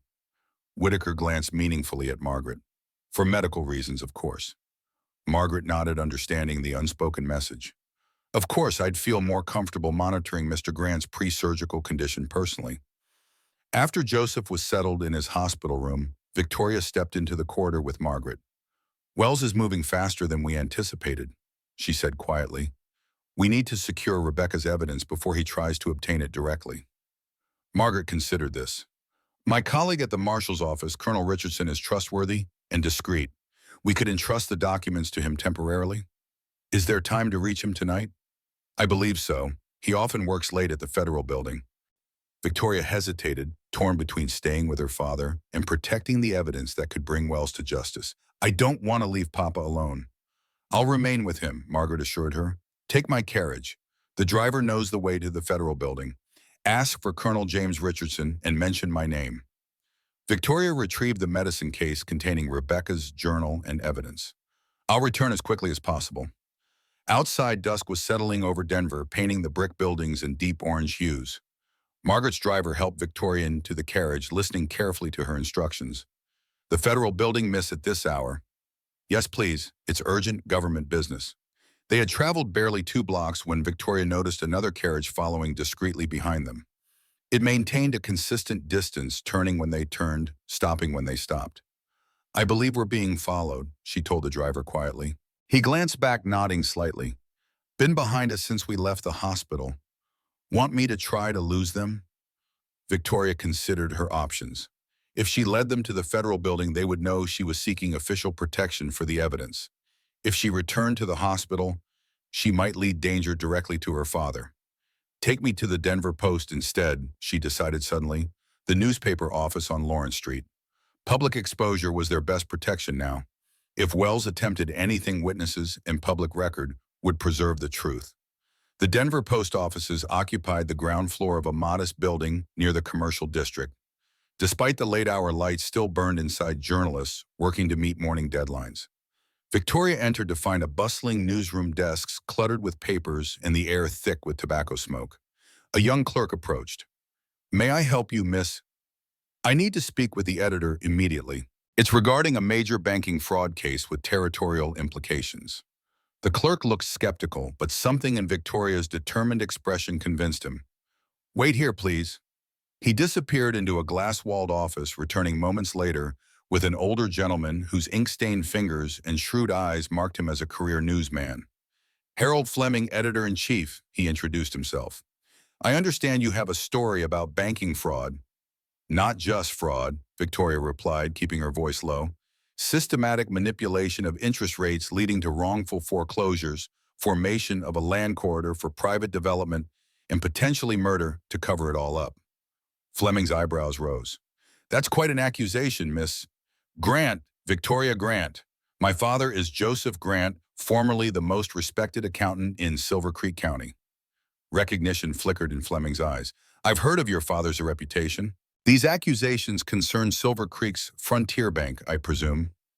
Victoria nodded. "It's President Harmon Wells and Chief Accountant Maxwell Thornton. I have documented evidence of their scheme, including manipulation of interest calculations, a pattern of targeted foreclosures, and a letter explicitly outlining their plans." Fleming studied her for a long moment, journalistic instinct warring with caution. "Evidence this explosive requires verification. The Post can't publish accusations of this magnitude without substantial proof." "I have the proof." Victoria patted the medicine case. "But Wells is in Denver now, attempting to prevent my father's life-saving surgery and likely seeking to destroy this evidence." Fleming's expression sharpened. "Wells is here in Denver, at the Central Hotel, meeting with banking officials and Dr. Lawrence of the medical board." The editor straightened, decision made. "Come to my office. We should discuss this privately." Inside Fleming's cluttered office, Victoria carefully laid out Rebecca's journal and the supporting documents. She explained the entire situation, from the auction that had first raised her suspicions to her work at the Silver M. Rebecca's investigation, and Wells's increasingly desperate attempts to silence them. Fleming examined each document meticulously, his journalist's eye noting connections and implications. "This is extraordinary," he said finally. "A systematic conspiracy affecting dozens of families facilitated by the territory's most prominent banking institution." He looked up at Victoria. "You realize publication will create a territorial banking crisis. Investors will panic. Depositors will demand their money." Justice requires truth, Mr. Fleming. These people have lost their homes, their livelihoods. Rebecca McAllister lost her life. Fleming nodded slowly. The Post will need time to investigate, further corroborate key claims, prepare for the legal backlash Wells will certainly initiate. Time is precisely what we don't have, Victoria argued. Wells is in Denver now, actively working to silence us and destroy this evidence. The editor considered this. Then we need to protect you and these documents immediately. He opened a drawer, extracting a small key. Our archive room has a secure safe. We can store the originals there while making duplicate copies for our investigation. That would be ideal, Victoria agreed, relieved. I need to return to the hospital soon. My father's surgery is scheduled for early tomorrow. As Fleming called for his assistant to prepare the archive room, Victoria glanced out the window and froze. On the street below, Maxwell Thornton himself stood watching the building, accompanied by two unfamiliar men with the hard faces of hired muscle. They've found me, she murmured. Fleming joined her at the window, following her gaze. Associates of Wells, his chief accountant, and what appear to be hired enforcers. The editor's jaw tightened. The Post employs security personnel. I'll have them escort you safely back to the hospital after we've secured the documents. For the next hour, Victoria worked with Fleming and his trusted assistant to document and duplicate Rebecca's evidence. Each page was carefully copied, each calculation verified, each connection between foreclosed properties and the proposed transportation corridor mapped. This is exceptional work, Fleming commented as they reviewed the completed copies. Your own analysis combined with Mrs. McAllister's investigation creates an irrefutable case. Thank you. I've had excellent teachers. Victoria thought of her father and surprisingly of Garrett, whose meticulous approach to record-keeping had influenced her own methodology. With the original documents secured in the newspaper's safe and copies prepared for further investigation, Victoria prepared to return to the hospital. Fleming arranged for two burly security guards to accompany her. We'll publish an initial report the day after tomorrow, he promised, just enough to establish public awareness without revealing all details. That should provide some protection through exposure. I appreciate your caution, Mr. Fleming. Wells is desperate and dangerous. Indeed, the Post has tangled with powerful interests before. Fleming's expression was grimly determined. Truth is our best defense and our most potent weapon. The security guards escorted Victoria to a waiting carriage, positioning themselves to block any approach from Thornton and his men. As they pulled away from the newspaper offices, Victoria caught a glimpse of Thornton's furious expression. He knew she had outmaneuvered him, at least temporarily, at St. Luke's Hospital. Victoria found Margaret keeping anxious vigil beside Joseph's bed. Her father slept peacefully, his breathing less labored, thanks to pre-surgical medications. You were gone longer than expected, Margaret said quietly. I was beginning to worry. Victoria quickly explained her decision to approach the newspaper instead of the marshal's office. The evidence is secure, duplicated, and will soon be public knowledge. Wells can't silence all of us now. Margaret nodded approval. A wise decision. Public exposure offers protection that even official channels might not provide given Wells's connections. Has anything happened here while I was gone? Dr. Lawrence attempted to visit, claiming he needed to evaluate the patient before tomorrow's procedure. Margaret's expression hardened. I refused him entry, citing medical protocols about patient rest. He wasn't pleased. He'll try again, Victoria predicted, undoubtedly. But Whitaker has arranged for a trusted nurse to remain stationed outside this room all night. No one enters without proper authorization. Victoria settled into a chair beside her father's bed, prepared for a long night of vigilance. Margaret took the adjacent chair, her medical bag within easy reach. You should rest, Margaret advised. Tomorrow will be challenging for all of us. I'll rest when Papa is safely through surgery, Victoria replied. Though exhaustion pulled at her limbs, too much depends on these next few hours. Despite her determination, Victoria found herself drifting into an uneasy sleep as the night deepened. Her dreams were troubled, fragmented images of ledger pages with numbers that shifted and changed, of Garrett standing on the train platform, growing smaller in the distance, of Rebecca McAllister, writing frantically in her journal, while an unseen presence watched from the shadows. She woke with a start to find early morning light filtering through the hospital windows. Margaret was already alert, checking Joseph's vital signs as Dr. Whitaker entered, accompanied by two surgical assistants. "It's time," Whitaker said simply. "We're ready to proceed." Victoria squeezed her father's hand. "I'll be waiting when you wake Papa. Everything will be fine." Joseph managed a weak smile. "I trust you, Tori. Always have." As the orderlies wheeled Joseph toward the surgical theater, Victoria and Margaret followed as far as they were permitted. At the threshold of the restricted area, Whitaker turned to them. "The procedure will take approximately 3 hours. Nurse Collins will provide updates periodically." His confident demeanor was reassuring. "We've done everything possible to ensure success." Victoria nodded gratefully. "Thank you, Doctor, for everything." As Whitaker disappeared through the double doors with Joseph, Victoria felt a strange mixture of hope and dread. Everything hinged on the next few hours, her father's life, the exposure of Wells's crimes, justice for Rebecca McAllister. "Come," Margaret said gently. "There's a private waiting area for families. We'll be more comfortable there." The waiting room was mercifully empty this early in the morning. Victoria paced restlessly while Margaret arranged for coffee to be brought. "You handled the evidence situation admirably," Margaret commented. "Fleming is a good choice. He has a reputation for integrity, despite pressure from powerful interests." "I just hope it's enough to protect us until the story breaks," Victoria replied. "Wells won't give up easily." As if summoned by her words, the waiting room door opened to reveal Harmon Wells himself, immaculately dressed and wearing an expression of practiced concern. "Miss Grant," he greeted smoothly, "I was distressed to hear of your father's condition. Such experimental procedures carry significant risks." Victoria stiffened. "How did you know we were here?" "Denver is smaller than it appears, my dear. News travels quickly in certain circles." Wells's cold smile never reached his eyes. "I felt compelled to offer my assistance, given your father's long-standing connection to Frontier Bank." "We require no assistance from you, Mr. Wells," Margaret interjected, her voice crisp with authority. "In fact, your presence here is inappropriate and unwelcome." Wells's gaze shifted to Margaret, hardening slightly. "Dr. Winters, still involving yourself in matters beyond medicine, I see." "Justice has always been my concern, particularly when it involves the welfare of my patients." Margaret stood matching Wells's height, just as it was Rebecca's concern. The banker's composure wavered momentarily at the mention of Rebecca's name. Mrs. McAllister was a troubled woman with fanciful notions about banking practices she didn't understand. "She understood perfectly," Victoria said, finding her voice. "As do I.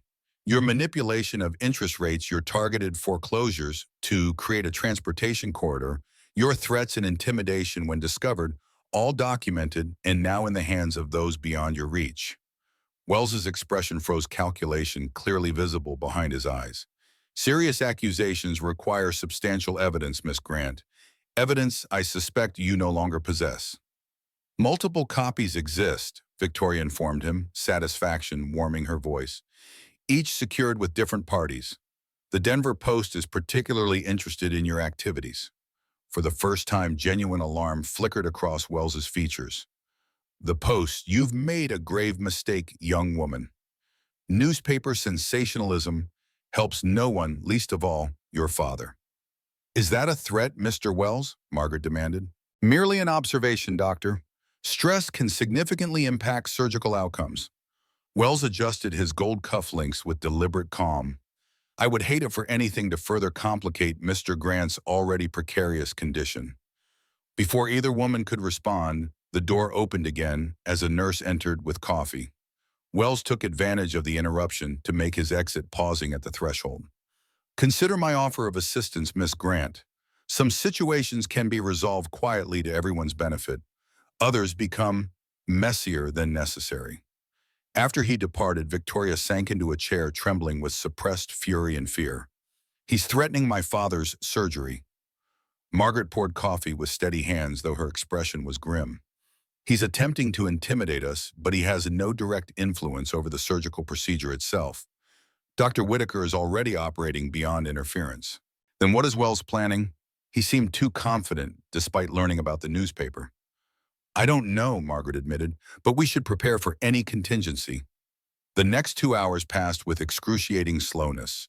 Nurse Collins appeared periodically with updates, all cautiously positive. The surgery was proceeding as expected. Joseph's vital signs remained stable. Dr. Whitaker was satisfied with their progress. Victoria alternated between pacing and sitting, unable to find comfort in either. Margaret maintained a calmer exterior, though her watchful eyes betrayed her vigilance. Shortly after 9 o'clock, the waiting room door opened again.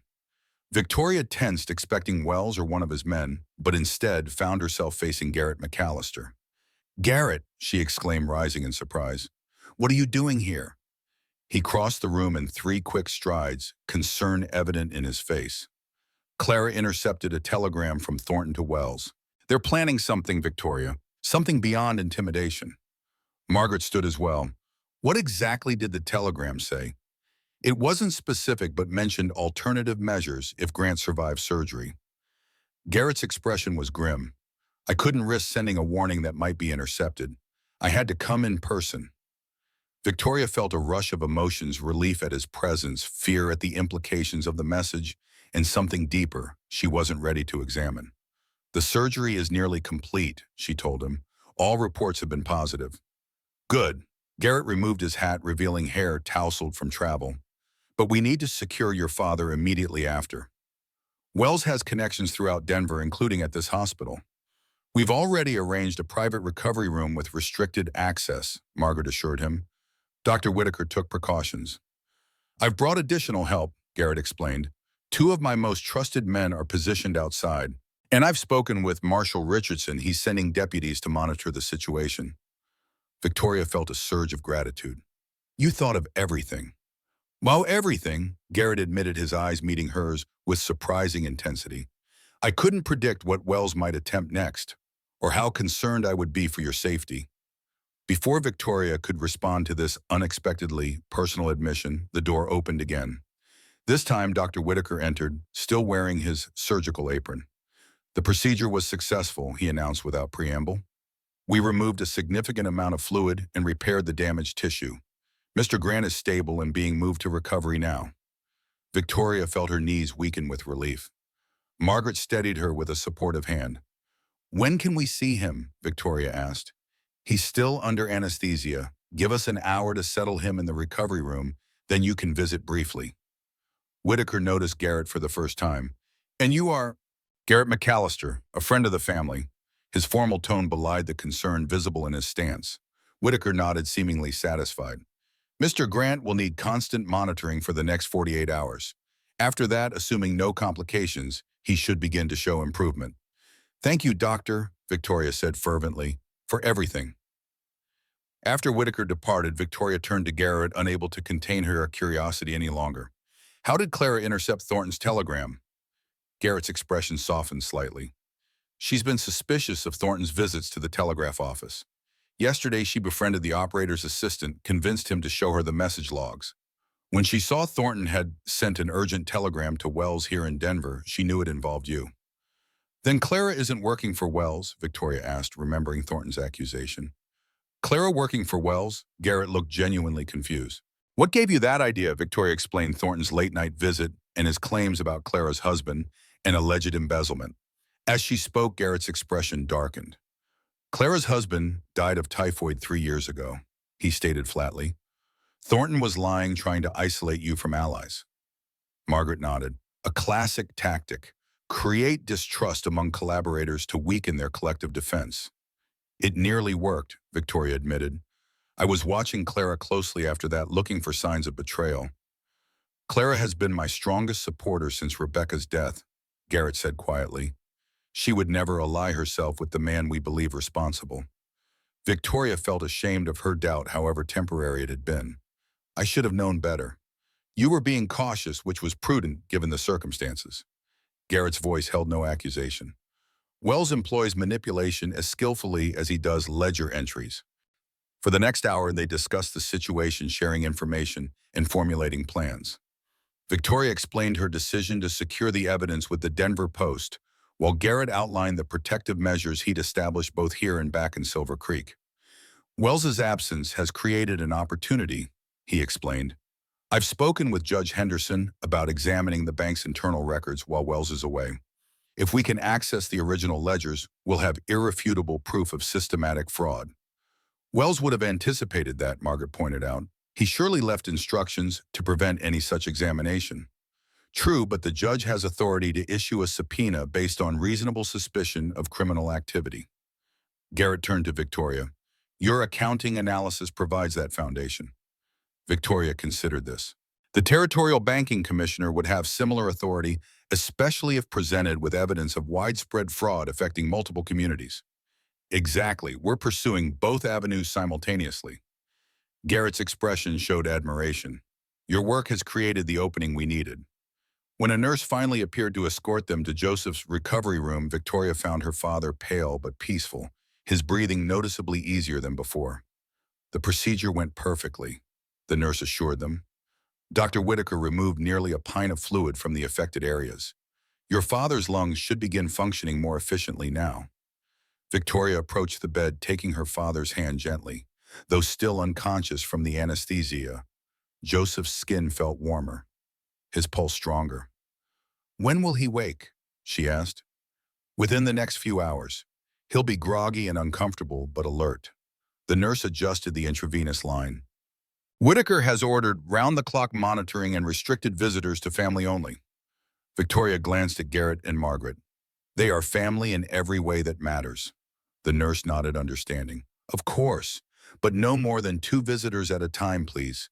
The patient needs rest above all else. After she left, Garrett moved to the window, scanning the street below with practiced vigilance. Wells is likely regrouping after learning about the newspaper. His next move will be more desperate and potentially more dangerous. What can he realistically do? Victoria asked. The evidence is secured Papa's surgery successful, and we have protection here. He could attempt to discredit the evidence before publication, Margaret suggested. Claim forgery or misinterpretation. Or create a banking emergency to distract attention, Garrett added grimly. A manufactured run on deposits could throw the entire territory into financial chaos.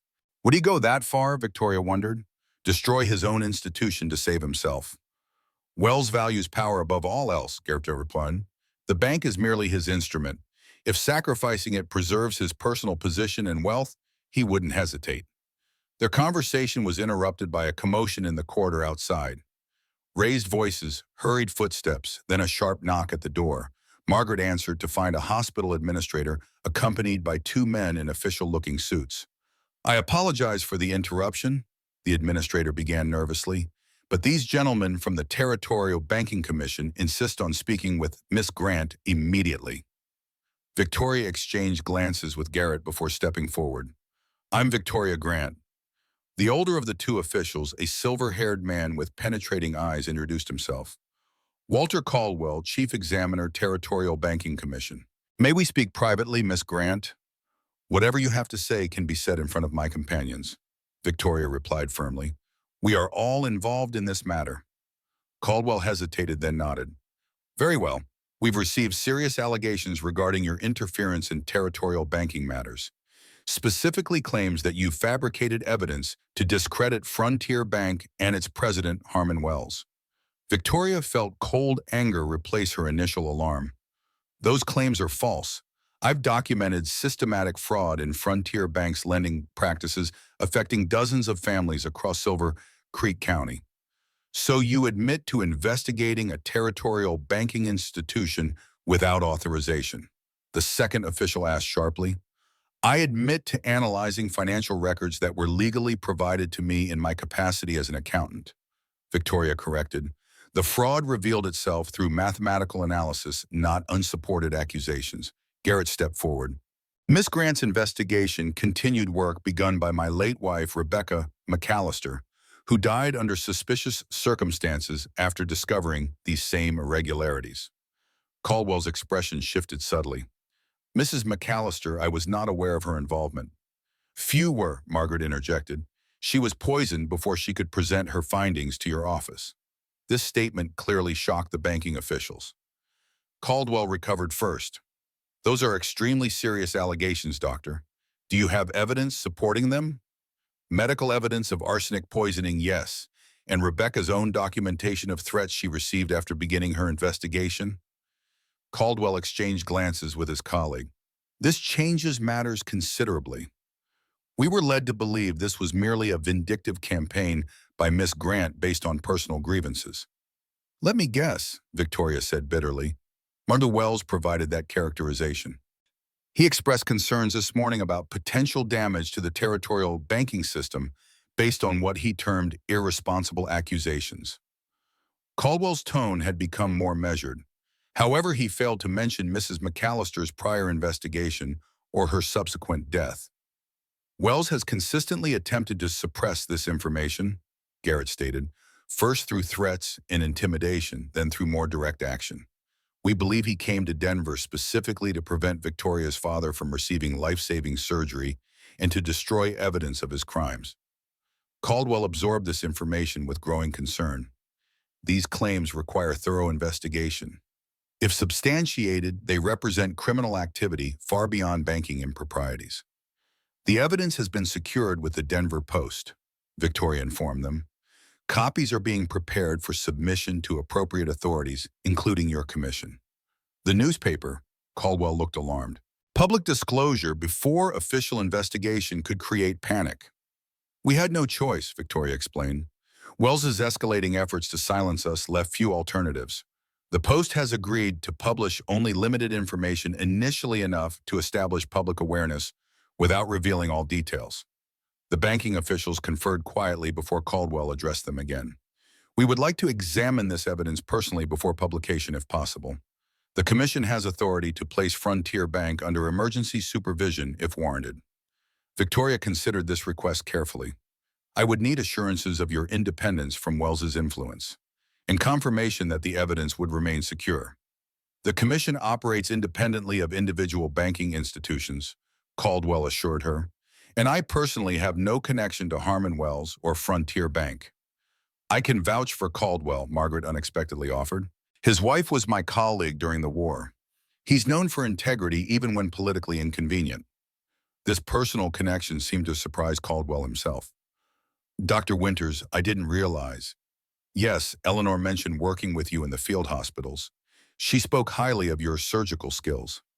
The tension in the room eased slightly at this unexpected connection. Victoria made her decision. I'll arrange for you to examine the evidence at the Denver post offices under Mr. Fleming's supervision. That way it remains secure while still accessible for your investigation. Caldwell nodded agreement. That seems reasonable. When can this be arranged? Tomorrow morning, Victoria suggested. By then my father should be more stable, and I can leave him briefly in Dr. Winters' care. As they finalized arrangements, Victoria felt a growing sense that the tide might finally be turning in their favor. Wells had clearly attempted to use the banking commission against them, but his failure to disclose Rebecca's involvement had backfired. After the officials departed, Garrett turned to Victoria with newfound hope in his eyes. This is significant. Banking commission involvement legitimizes our claims and provides official protection. Assuming Caldwell is as honorable as Margaret believes, Victoria cautioned. I trust Eleanor Caldwell's judgment, Margaret stated firmly, and by extension, her husband's integrity. Their conversation was interrupted by a soft moan from the bed. Joseph was awakening, eyes fluttering, as consciousness gradually returned. Victoria moved quickly to his side, taking his hand. Papa? Can you hear me? Joseph's eyes opened, fully focusing slowly on his daughter's face. Tori, he whispered hoarsely. The surgery? Successful, she assured him, joy flooding her voice. Dr. Whitaker removed the fluid and repaired the damaged tissue. You're going to recover, Papa. A weak smile touched Joseph's lips as his gaze moved beyond Victoria to where Garrett stood. McAllister, you came to Denver. Garrett stepped closer.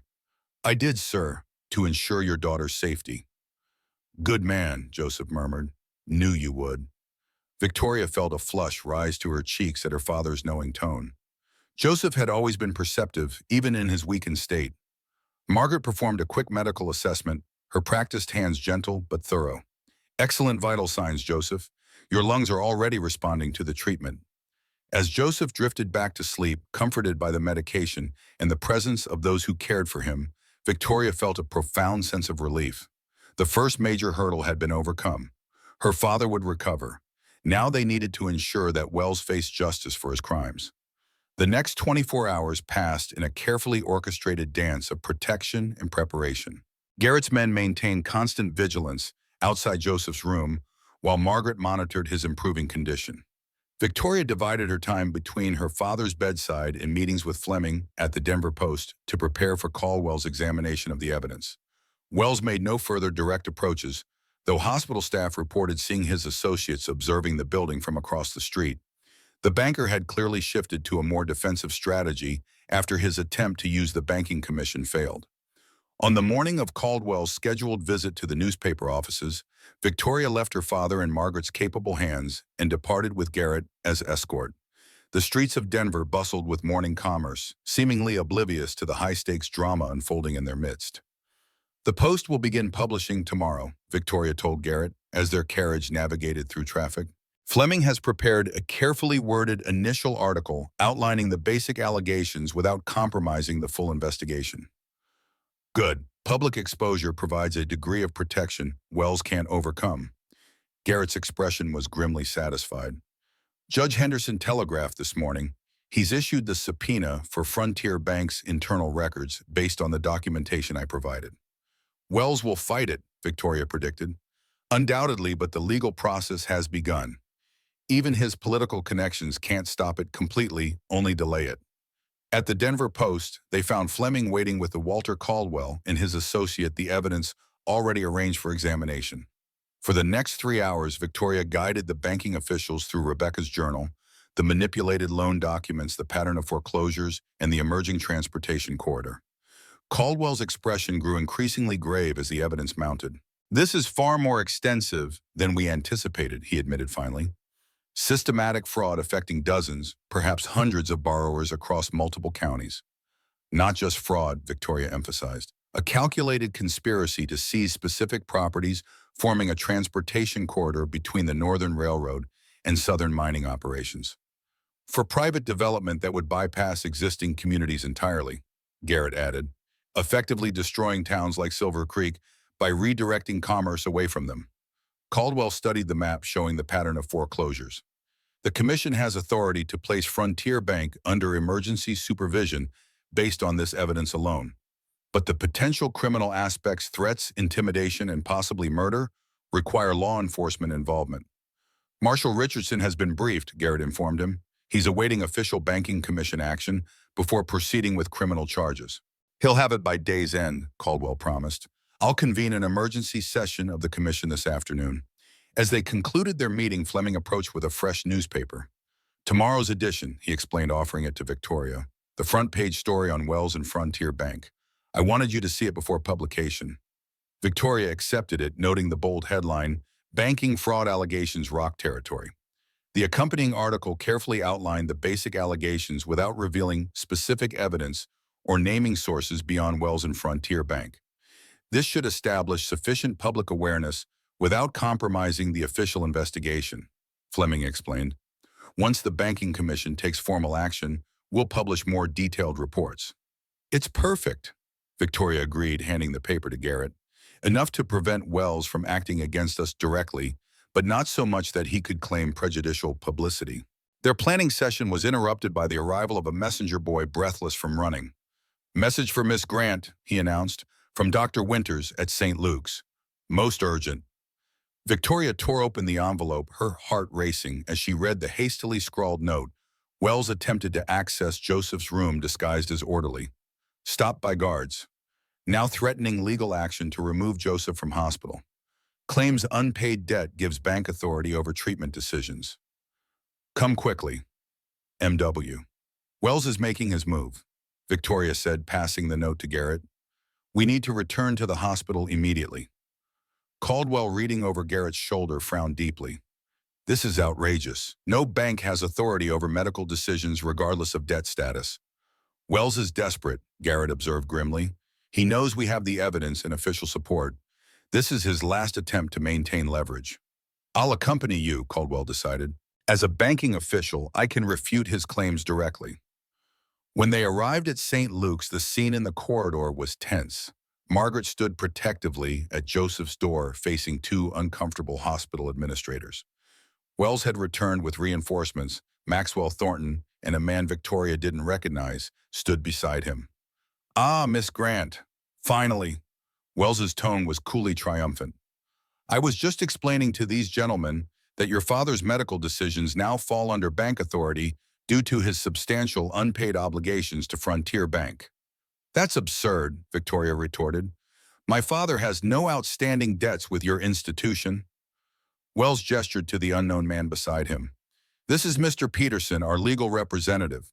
He has documentation of a promissory note signed by Joseph Grant 3 years ago, with accumulated interest now totaling over $500. The lawyer produced an official-looking document. According to territorial statutes, the bank has the right to protect its financial interests when a debtor is incapacitated. "This document is fraudulent," Victoria stated flatly. "My father maintained meticulous financial records. No such debt exists."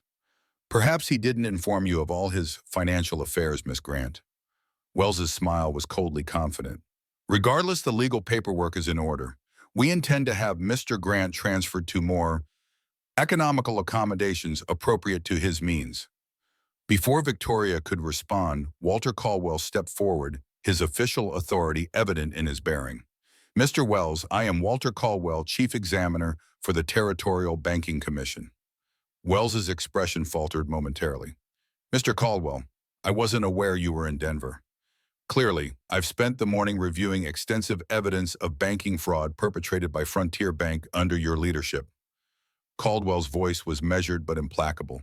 "The Commission is convening this afternoon to place your institution under emergency supervision pending full investigation." Color drained from Wells's face. "That's preposterous. What evidence?" "Documented proof of interest manipulation, targeted foreclosures, and conspiracy to develop a private transportation corridor through improperly seized properties." Caldwell turned to the hospital administrators. "Any claims of debt authority presented by Frontier Bank should be considered suspect and subject to verification by Commission auditors."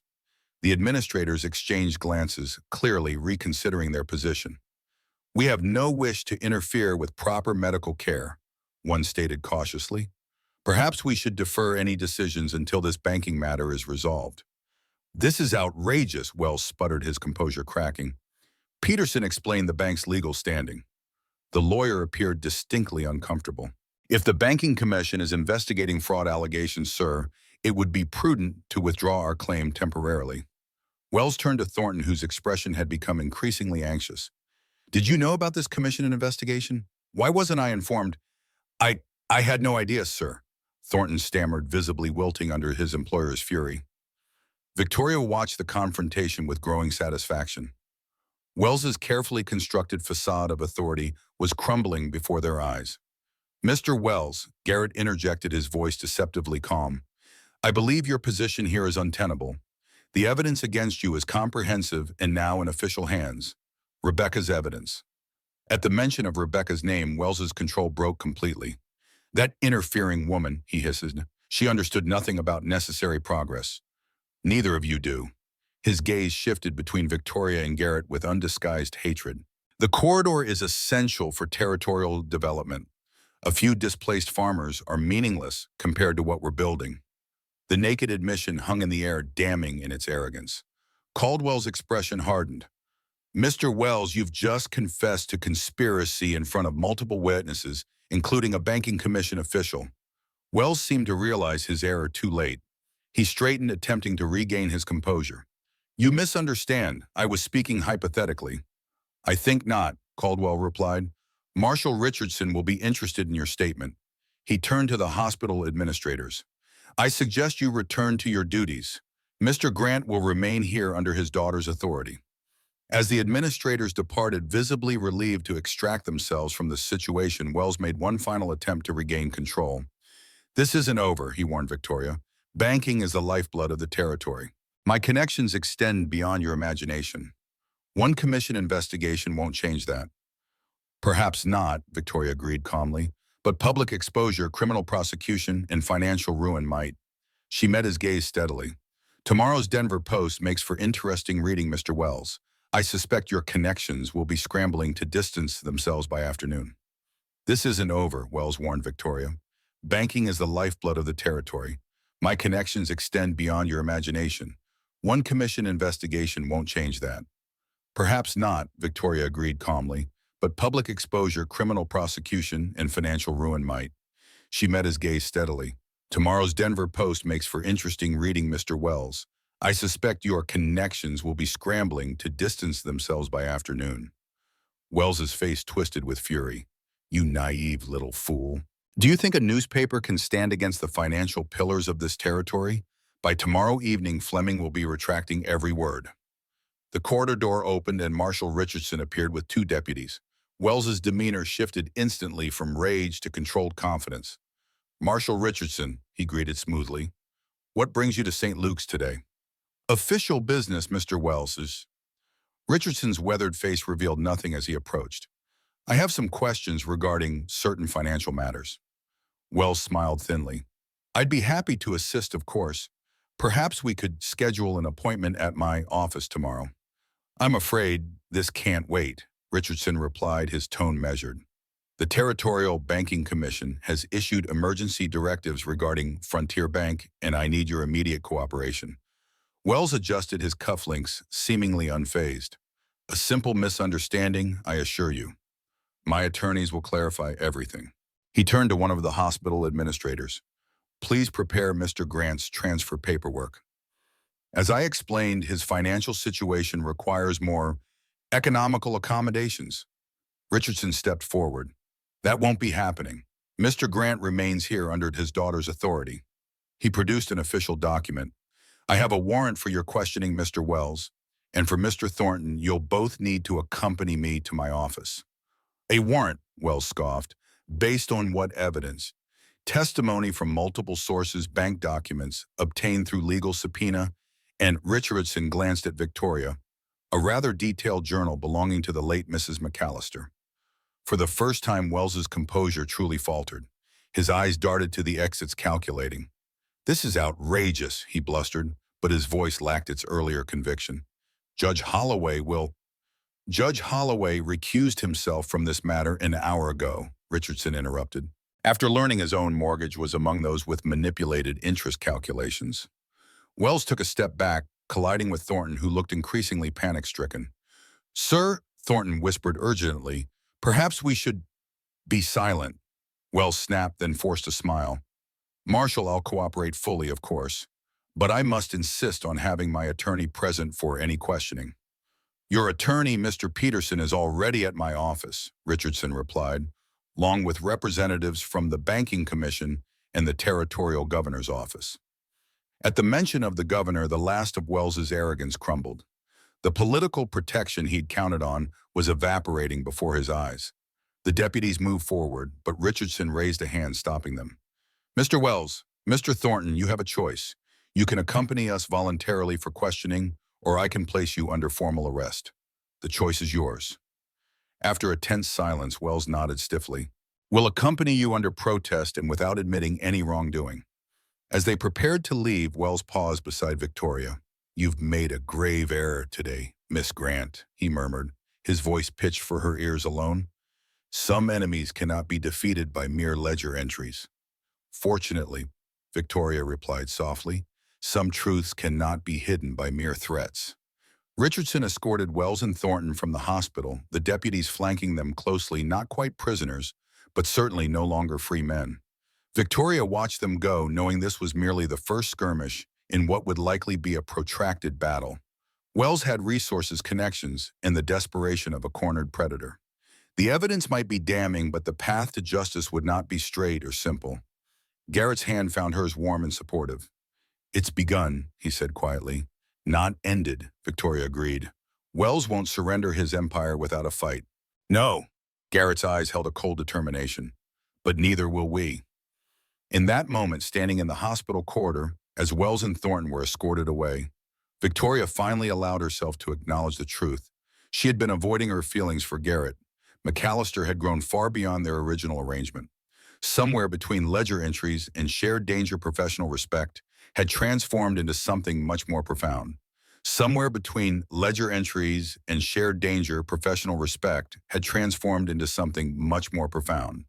The next 2 weeks passed in a whirlwind of activity and healing. Joseph grew stronger daily under de Wistaker's care, his breathing steadily improving, color returning to his once pallid features.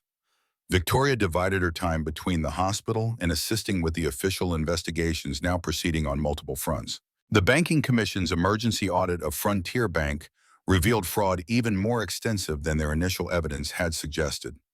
Wells had manipulated interest calculations across 3 counties, targeting properties that formed not just one transportation corridor, but an entire network designed to redirect commerce away from existing communities toward planned developments in which he and his associates held substantial interests.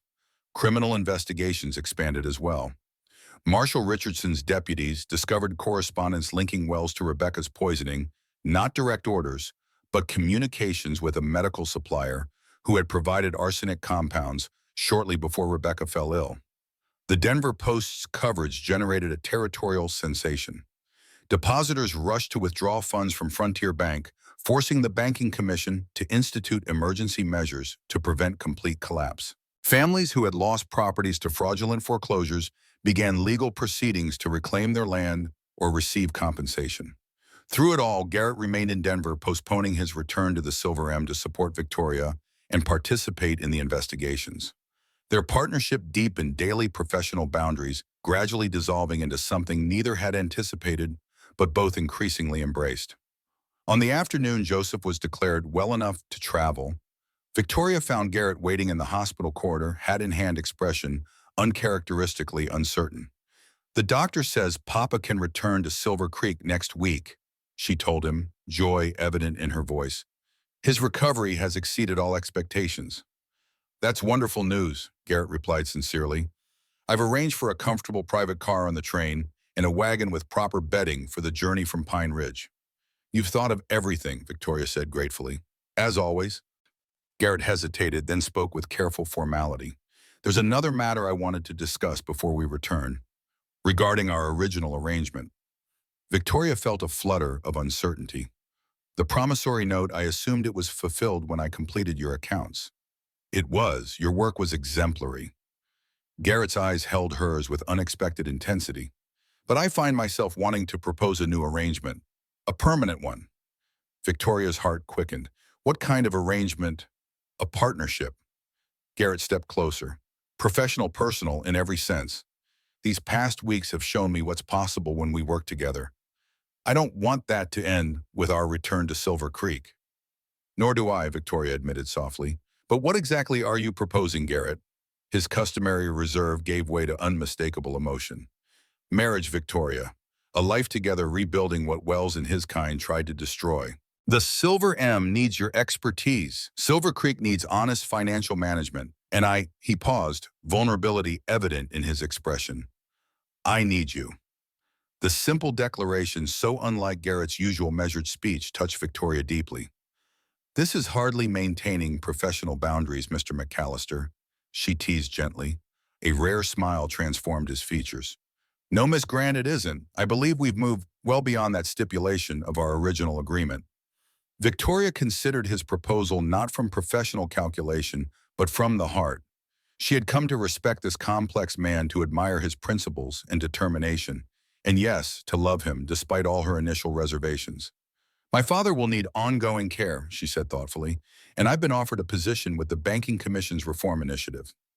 "The Silver M is large enough for your father to have his own comfortable quarters," Garrett assured her, "and the commission work could be managed from Silver Creek, perhaps with a branch office in the former Frontier Bank building." Victoria smiled at his practical solutions. "You've considered everything, haven't you?" "I try to be thorough," he replied, a hint of humor warming his voice. "Though I find myself uncharacteristically anxious about your answer." Instead of responding with words, Victoria closed the distance between them, professional propriety temporarily forgotten, as she placed her hand against his cheek. "My answer is yes, Garrett. To the partnership, to marriage, to all of it." For a moment he seemed stunned by her directness. Then, with a decisiveness that characterized all his actions, he drew her into his arms and kissed her. Not the tentative kiss of new acquaintances, but the sure embrace of two people who had found in each other something unexpected and precious. When they finally parted, Garrett's expression held a lightness Victoria had never seen before. "I should inform your father of my intentions. Properly." Victoria laughed. Papa has been expecting this conversation since the storm at the ranch. He's quite perceptive, even when ill. Nevertheless, I'll speak with him today. Garrett's sense of propriety reasserted itself, though his eyes remained warm. There are arrangements to make, plans to discuss. Always the practical rancher, Victoria teased, happiness bubbling through her. Very well, Mr. McAllister. Speak with my father, make your arrangements, but know that my decision is already made. 3 days later, as Joseph continued his remarkable recovery, Victoria received a telegram from Clara Wells Properties. Auction complete, stop. Hendricks family reclaimed farm, stop. Other families returning, stop. Silver Creek rebuilding, stop. Come home soon. Stop with love, Clara home. The word resonated deeply as Victoria shared the message with Garrett. Silver Creek would rebuild from Wells's predatory schemes. Families would return to land rightfully theirs. And she would be part of that renewal, not just as an accountant, but as Garrett McAllister's wife and partner. It's happening already, she said, joy evident in her voice. Justice and restoration. Just the beginning, Garrett replied, his hand finding hers. There's much work ahead. Good work, Victoria agreed. Healing work. As they stood together in the hospital corridor, plans and possibilities spreading before them like the vast Colorado landscape, Victoria thought of Rebecca McAllister, whose courage and determination had started them on this path. She had died seeking justice, but her legacy would live on in the rebuilt community and in the partnership formed through the investigation she'd begun. The value of ledgers, Victoria reflected, extended far beyond mere numbers. Properly maintained and honestly interpreted, they revealed truth, exposed injustice, and sometimes unexpectedly brought together people who might otherwise never have found each other. From tragedy had emerged hope. From deception, truth. From strict professional boundaries, love. And that perhaps was the most valuable balance of all.